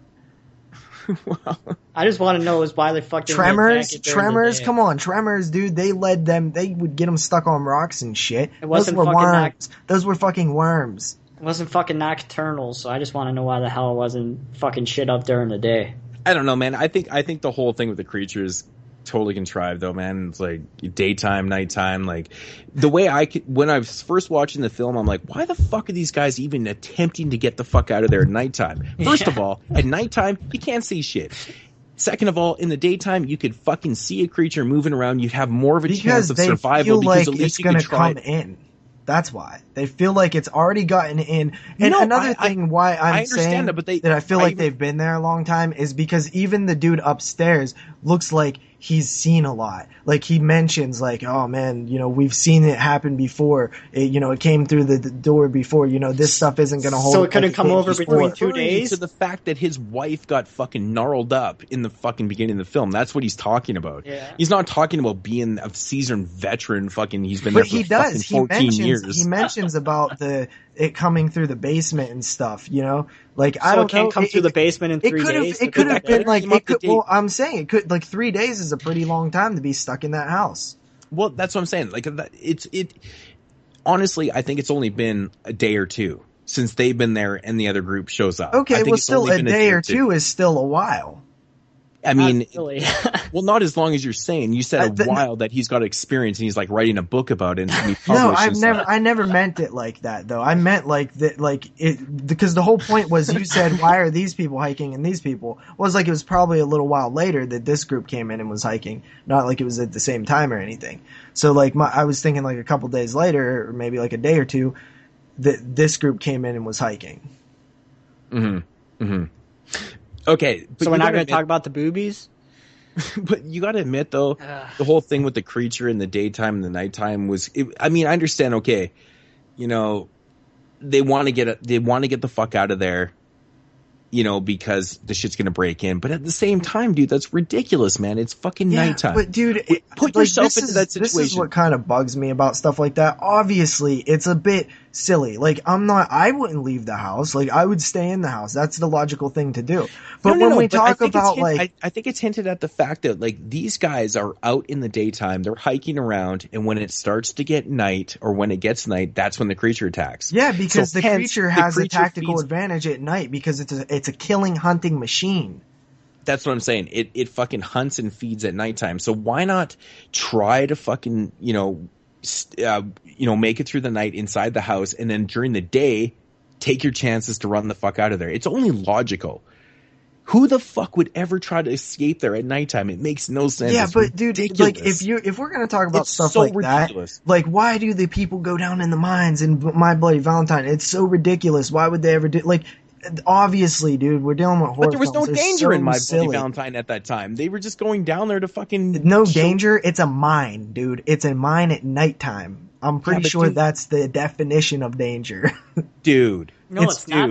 It's completely different. Silly. They know that there's a creature out there. It's so fucking different. You're inside a house. There's a creature in the night. When you're going down to the mine in My Bloody Valentine, there's no actual fucking hazard except for it being in a mine. There's no creature fucking supposedly hunting you. I'm saying you're taking that chance. But in this fact, dude, in this story, there's a fucking goddamn creature out there. And I hate the scenes where I hate to use it, but the gay guy, he's fucking looking through binoculars and he's like, Dude, seriously, are those things infrared? What the fuck? Are you kidding me, man? How the fuck can he see anything? Yeah, That's that was a little outrageous and ridiculous. But seriously, take your chances inside the cabin. And the way like, they even presented like the story is that this thing feeds at night. So take your chances during the day. They were fine during the day, and they were next to the goddamn thing. But not even that. It's like time. Even when the girl with the big boobies was like, "Oh, we should go upstairs and lock herself in her room," and it's like, really? Because she's the she's the only fucking good character in the film. She's the best character and the most strongest and awesome character in the film. But she's the only one that's good. But she's stupid. No, she's not stupid. Why would you go up and block yourself in a room? What happened if it breaks through? Then you're all dead. That's what I would have did. See, that just shows you how differently people think when it's high stress, dude. It's high stress environments. Like, people don't act logically in these situations, man. Maybe some crazy motherfucker would want to go out there at night. Yeah, you wouldn't. I wouldn't, but guess what? Everybody isn't you or me. They're pretty fucking stupid, actually. A lot of people are stupid in the world. There's a lot of dumb people, and you know what? A lot of dumb people don't know that they're dumb, so they'll do stupid, crazy shit like that. Yeah, I mean, honestly, yeah, we can probably agree on it that, taking your chances at nighttime, probably not the best idea. Okay, but we've seen it before. Let's not pretend like this shit doesn't happen all the time in horror films. This shit happens so much. And next time we talk about some of these slashers, which I love, but this is going back to like kind of the original point that I think we were kind of getting at is that the movie is bringing nothing new to the table. It's kind of cliched. Yeah, it doesn't. This is what we're gonna get. This is what we're gonna get. This is what we're gonna get. But I mean, I enjoyed it, man. I had fun with this one. Like, I like it to Beneath. Like, I had a similar type of enjoyment. Yeah, there's a lot of plot holes. Yeah, the characters are kind of bad. I liked some of them. I thought the cast was pretty good for a film like this. You have the guy from Prison Break. He was a little over the top and stuff, but I like him.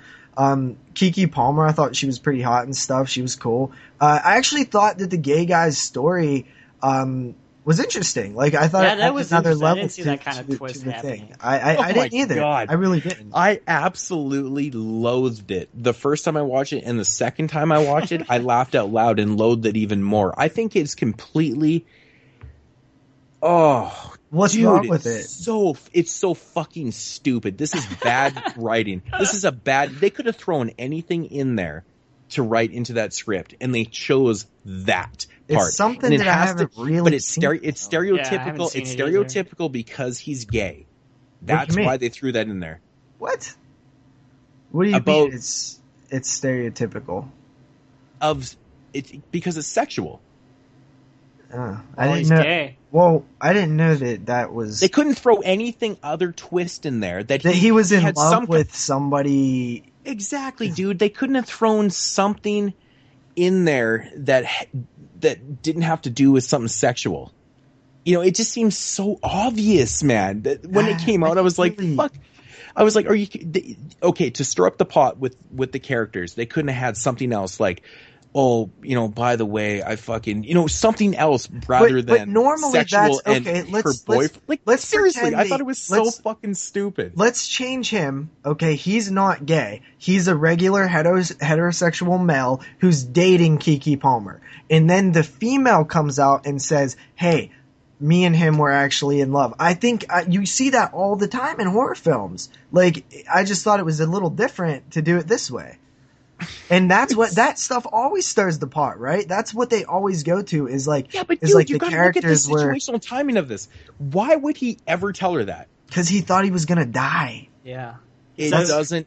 He says, "I don't have any other time to tell you." Yeah, but he could. But no, okay. This is my point. He could tell her that he had a gay crush on her boyfriend. That's fine. He didn't have to fucking tell.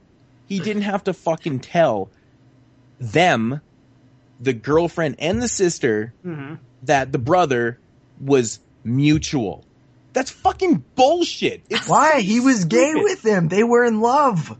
It's fucking bullshit. It's not. It's just such garbage. I hated it so much. I'm sticking to it. I thought it was bullshit.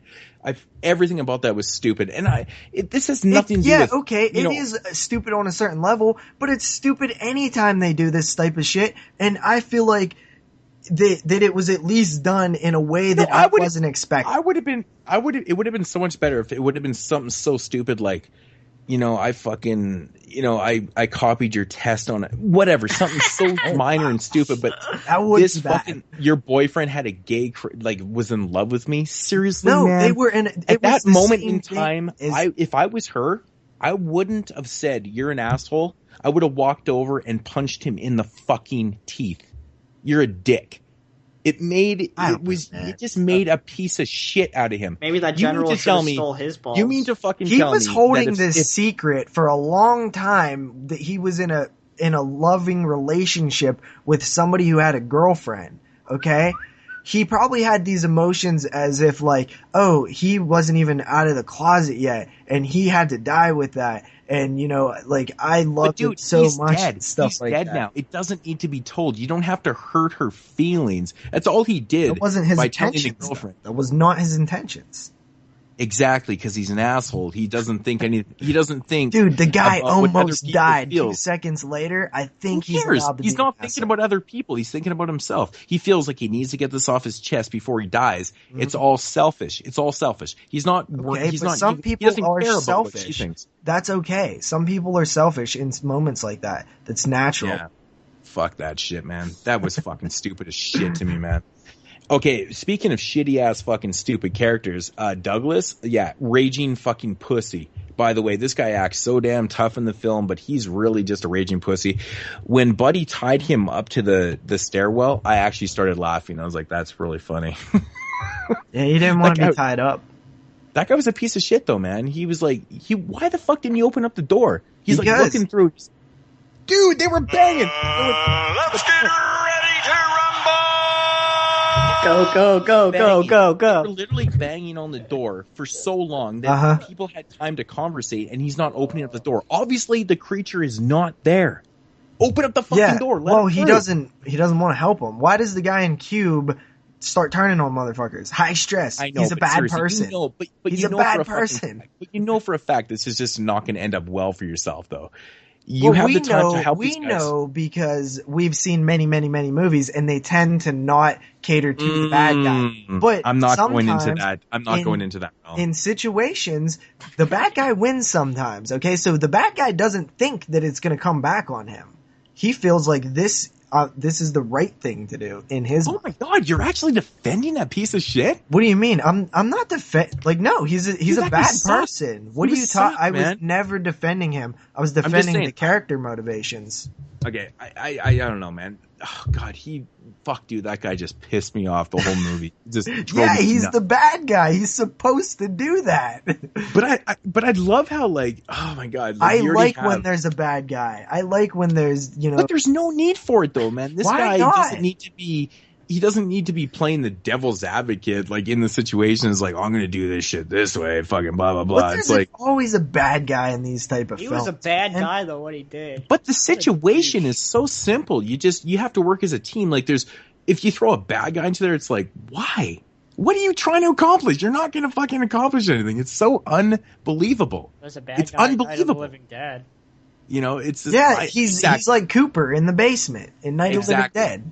But he's the bad guy. I'm not defending Cooper's a piece of shit. Yeah, okay. He made my top 10 piece of shit in cinema. He's supposed to be. And I think Douglas might make that fucking list now too. He's a piece of shit.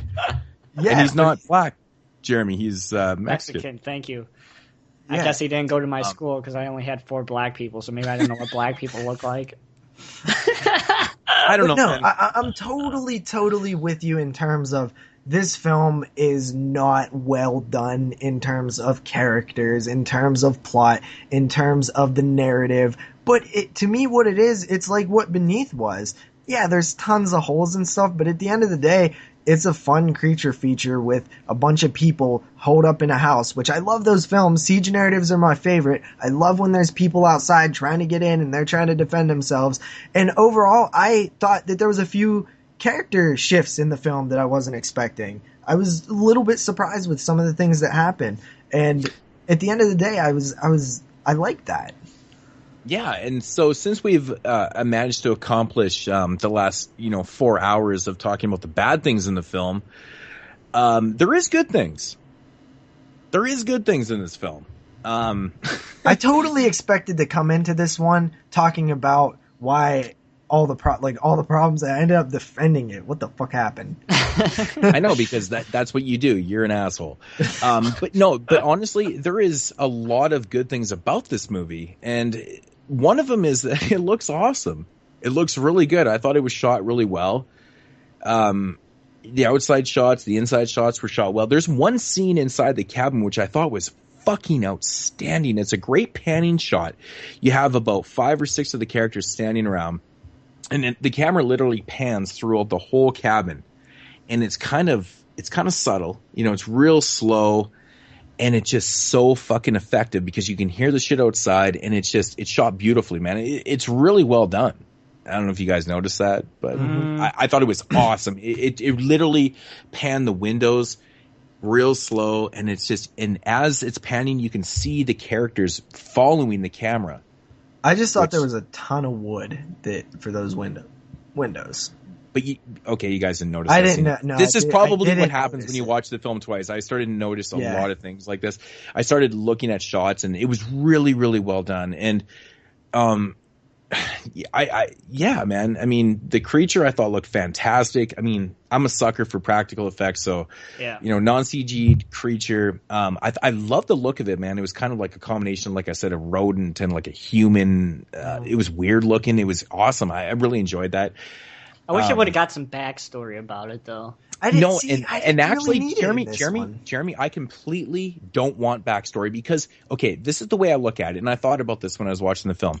There's no need for backstory because there's no way to input the backstory. You have a bunch of random characters that are terrorized by a creature that locked themselves in a house. You got another 5 characters that are out there. Where's the backstory come in? But I think that's why the backstory would come from one of the military guys knocking on the door, and I didn't want that. No, but I think that's why. But they don't incorporate that, which is awesome. You don't need a backstory because it makes it awesome. Because it's just a creature. All right. It's awesome. Yeah, but they do hint at the backstory from the military backpack. That's what I was thinking. Maybe exactly. But that's all you get. That's all you get, and it's nice. There's something obviously going on there, but you don't know what the story is. Yeah, it's open for interpretation, is what it is. Because of one of the later plot twists, you know that it's not just a random occurrence of something morphing into something else or some Bigfoot type thing. So that's how they told us the backstory, was just that quick shot of the military bag. Yeah. So that's what they did. So that's all you need to know, which I think is really cool. Mm-hmm. Let me ask you guys this: did you like Beneath better than this? What did I give Beneath? I don't know. I actually thought that the fish in Beneath was better than the practical effects in this one. I know nobody wants to agree on the fish from Beneath is awesome, but I liked it. I never thought about the comparison, but no, I'm going to say I like the creature better in this, to be honest, but just at a... Yeah, I mean, I like the boat. I honestly wasn't as high on it as you. I did like it. I thought it was very fitting. It was definitely good. I'm not saying it wasn't bad. One thing I thought was interesting about the... Oh, sorry, go ahead. It just seemed a little too basic. Not enough... just not enough pop on the design. It looked good. I'm with you on that. But just nothing that really stood out. I actually thought it was kind of cool, man. If you look closely, you could see random hairs on the shoulders, and there was a lot of detail in what they did. For as much as they shown, I guess you see it more at the end when I'm not going to ruin anything, but you know what I'm saying. But I don't know, man. This one reminded me of Beneath, essentially. Just in a way, how the characters kind of have this beef, and there's a creature attacking them, and it's kind of internal battle too. And I thought it was kind of interesting that, Beneath was a film that we'd reviewed as a group, and this one is kind of similar. It made for chiller. It was kind of weird. Totally kind of different films, but I like the boats better than the cabin. Essentially the same thing. I find the boat setting a little more frightening because it's water. Yeah. You know, so like with land, you're on land, you could probably try and escape. If you're on the water, there's really nowhere to go. You can't outswim anything. Nobody can outswim anything. Not even Michael Phelps. Michael Phelps is watching beneath going, yeah, I couldn't beat that fucking fish. There's no way. Even with my 19,000 calories a day, there's no fucking way I have the energy to beat that shit. But one thing I really enjoyed about this, another thing I enjoyed about this film, I should say, not one thing. I really like the kind of the unpredictability of the characters' demises. I don't know if you guys got that, but that's kind of what I touched on about character shifts and things like that. There was a leader here. There was a fucking leader, and I was expecting a little more, and what I got was the opposite, and it was awesome. I fucking love that. I thought it was so fantastic. Like stuff like that. And when that happened, it made me more intrigued in the film. I was like, that's fucking awesome that they did that, because I thought this was going to be a run-of-the-mill type creature feature. And, you know, when you open up in these type of films, sometimes you can look at the characters and go, he's going to die first because he's probably... Well, you kind of knew who was going to live. And then, from the beginning, though. And then, you know, this guy's going to fucking survive, and this guy's going to die second because he's the Joker, and blah, blah, blah. You know, it goes on. But it was a little different, you know?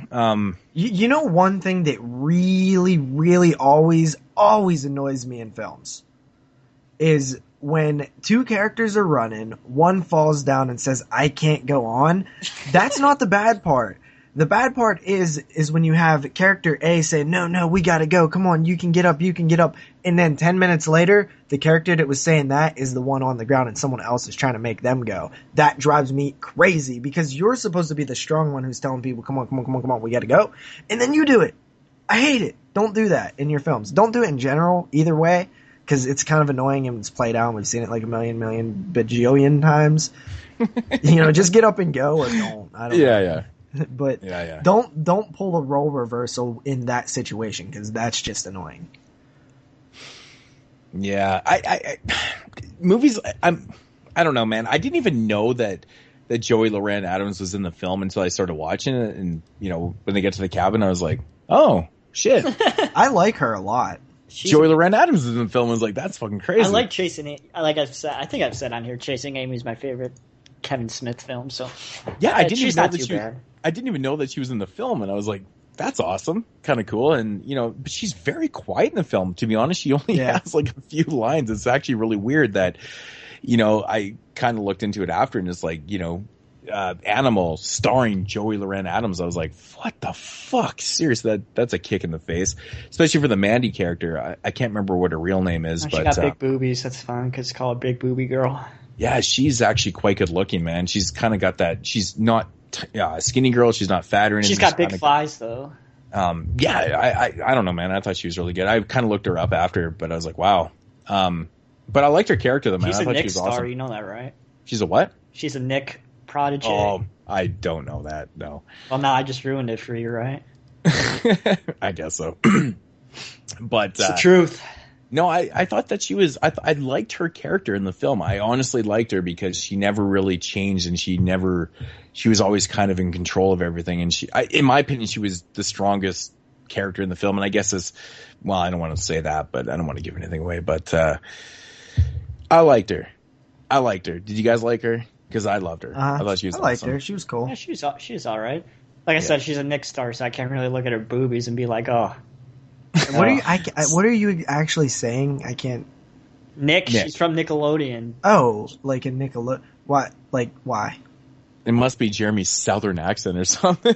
She was born in 1993. Yeah. So okay. What's wrong with her? She's a Nick star. I don't know. Maybe because I grew up watching Nick. So did I. Yeah. Well, can you see? I don't know. There's been really. I grew up watching Danielle Fishel on Boy Meets World, and she was hot when I was a kid, and she's still hot. Jesus Christ. Yeah. All right. Anyways, you have anything else to add to the film? Because I don't know, man. I think we covered the good and the bad. I think there's definitely a little rundown here. We got some plot holes mixed up with some good practical effects. Not really bring a whole lot new to the genre at all. It's decent characters. It doesn't even do the siege narrative that well. They really kind of they don't really do well with the siege narrative, but I do like the CG narrative. So yeah, I mean, I pretty much said what I have to say. I mean, honestly, my biggest beef with the film though was the stupid ass lazy writing about the brother and sister arguing apparently for hours from day to night. And the gay guy. And no one intervenes and been like, hey guys, seriously, like honestly, how bad was this conversation? Like they were so I might have to re-watch it because it did not bug me at all. I didn't even I noticed it. I was like, watch well, it they should probably It's leave. very, very noticeable. I noticed it the first time. The second time around, it actually got on my nerves. I was like, what that's stupid. It's lazy. It's just lazy writing, and it kind of bugs me. I don't know why they you're saying that they could have done this or that. Honestly, they could have just made it to just have a different scenario. Just have a different scenario to keep them out there. Don't have an argument apparently last for 4 hours. Why do they even need to have something like that one of them fall and hurt their leg to do that? Why not just say that, yeah, we're going to hike back at night? You know, why is that so crazy? Take some flashlights. Oh, we're going to go way out here, but it's going to be dark by the time we get back. Because that was our whole concern. It's we need to get back before dark because. Well, why? The thing is, you're talking about script writing. You don't need to do that in general. No, it's because they were unfamiliar with the territory. They said that. Well, make them familiar. They wanted to get back before fucking dark because they didn't know their way back. I understand. They didn't want to get lost. I understand what happened in the movie, but I'm saying why couldn't it just to begin with, instead of finding some reason for them to stay out there, just make it to where they planned on walking back in the dark. It's more believable than them sitting arguing until it got nighttime. No, I'm asking you, doesn't that make more sense? Whatever. I mean, yeah, sure, I guess it does, but whatever. But I'm just saying, come on. For what we got here, come on. Seriously, an argument for that long? It's stupid. You're so set on this argument. It's funny. Because it's fucking lazy and it's so stupid writing. It's so stupid. At least have someone fall down a goddamn cliff. Episode and you want to know? You want to know what's even more stupid? Associate producers. I'm just fucking with you, JP. I'm just saying. You mean you're fucking with me and Moodz? He was on my side. Or something rather. Who knows? I don't fucking know. Whatever. I think I'm pretty much accomplished what I wanted to talk about on this. One thing we didn't touch on, I thought the acting in the film was actually pretty good, for a TV film. Anybody want to comment? It was so for me. I mean, I've seen the guy who played Doug. I've seen him in Prison Break, and he was awesome. Mandy was the best. I didn't think he was that good. But everybody else I thought was pretty solid. I just thought Doug kind of overdone it a little bit. Yeah, I thought Mandy was fantastic in the film. I thought she was really believable. So, but yeah, I will add though, there was one holy shit moment in the film to do with a clubbing, and I'll leave it at that. Yep. That actually, what a douchebag. That's why I said he was a dick. Made me go, holy fuck! I was like, damn, fucking asshole. I was like, damn, that shit was fucked up. So that was kind of cool. Anything else? Last words? Nope. I'm good. Got my time. Good. Wow, JP doesn't want the last word. That's a fucking first. Just bugging you, buddy. Come on. Just bugging you. All right, guys. Ratings. It feels like I always go first. Why go first. Go first. You like getting your rating first. That's why. Okay. 6 out of 10. Okay, so I'm next, and I do like Beneath better, and I liked comparing them while I was watching them because, like Moodz said, they kind of feel similar in tone and kind of the way that it's a creature feature, stuff like that. But I'm still going to give this one a 7 out of 10. Interesting, 6, 7. Well, I actually came sandwiched between this Mexican Jew sandwich. I've been 6.5 out of 10. That's where I have it. So that's probably the most appropriate rating. I kind of factored in my personal enjoyment. To be honest, I really enjoyed the film. There was just certain aspects of it that I thought were so stupid. I mean, let's not pretend like a 6.5 isn't a good rating. That's a good rating. No, dude, I actually had, I liked it enough to watch it a second time. Basically, is what happened. So. I just wanted to pick up more things, but I thought it was fun. It honestly, it's one of the better chiller films I've seen. And mad props for not CG and the fucking creature, man, and the blood and all that bullshit. But okay, I'll give it all the credit in the world. It's a TV film. The argument, whatever. I'll let it pass, guys. I'll let it fucking pass, whatever. But I don't know. It's fun. I actually recommend this movie. I think a lot of people will have a lot of fun with this one. I know Matt was a big fan of it, so... Yeah, seems right up Matt's alley. I know actually. Zach fucking hated it. He told me he fucking hated this movie. Well, then Zach is probably going to be like, yeah, Moodz. For real, it felt like you were like on a it felt like a me ranty thing going on there. Well, it's because we started with the bad, and I wanted to get into the good, and I wanted to point out things I loved. I thought some of the cinematography was awesome, the way it was shot. I don't know if you guys caught on to it, but it was really well done. I can't say that I would like anything.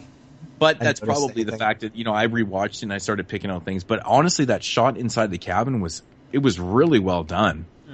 Really, really well done the way they panned, and it was one shot. Like, it was awesome the way they did it, man. Like I said, the only thing I noticed with the way that it was filmed was the terrible attempt at a jump scare where, which was actually bad cinematography. So that's just editing. Yeah. It is editing. Yeah, I think that's definitely editing. But so it was also the placement of the shot. So it kind of had to do with like the actual like director of photography, like where the shot was placed and how it cut. Like the cutting is the editing, but they still had to place the actors for the jump because it was in the center of them, and it was very obvious the way that they placed the placement of the characters, the marks. So basically what it comes down to for me with these films by Brett Simmons, Husk, The Monkey's Paw, and Animal, this one sits right in the middle for me. So I highly recommend you guys check out Husk. It's my favorite one so far. I heard Brett Husk, Simmons Animal, on a Monkey's podcast. Paw. Monkey's Paw, I actually don't care for, to be honest. But what's that? I heard Brett Simmons on a podcast way back in like 2011-ish, where he was actually promoting Husk. And he sounded like a nice guy. And, it was Husk was created from a short and stuff. And he was really happy that it got picked up by the After Dark Originals or whatever. So, yeah, I mean, I had no idea that he even directed all three of those films. But that's cool. I mean, hopefully we get to see more from him because he's definitely in, he's got a lot to learn, but out of the two films that I've seen, there's definitely some potential there. Yeah. Alrighty, so that's going to do it for a main featured review of Animal from 2014, the Chiller Classic. It was okay. It was good. It was fun. So that's going to do it for episode 45 of the 22 Shots of Moodz and Horror. Yeah. Jeremy, you want to take us out of here? All right. Thank you, everybody, for listening to the 45th episode of the 22 Shots of Moodz and Horror Podcast. So if you want to follow Man Moodz himself, you can do so at youtube.com/Moodz616, or you're watching this on his YouTube channel, please click the subscribe button down below. As always, you can follow JP, aka the man who hates people, Herman, over at his channel at youtube.com/DoubleShotJ. And also, you can follow me on my channel at youtube.com/NESRuler22. If you have any questions, you could email us at the 22 Shots of Moodz and Horror at gmail.com. That's 22 Shots of Moodz and Horror at gmail.com. And if you want to follow us on Twitter, you could do so at 22 Shots Podcast. And if you want to leave us a voicemail, please do so and get those voicemails in for the prizes on episode 50. That's 724-426-6665. And tell us what you think is the most influential horror film of all time. And that will be used, hopefully, in the future episode. So that should do it, guys. Thank you again, everybody, for listening to the 45th episode of 22 Shots of Moodz and Horror Podcast. We'll be back next week with 1974's The Centerfold Girls.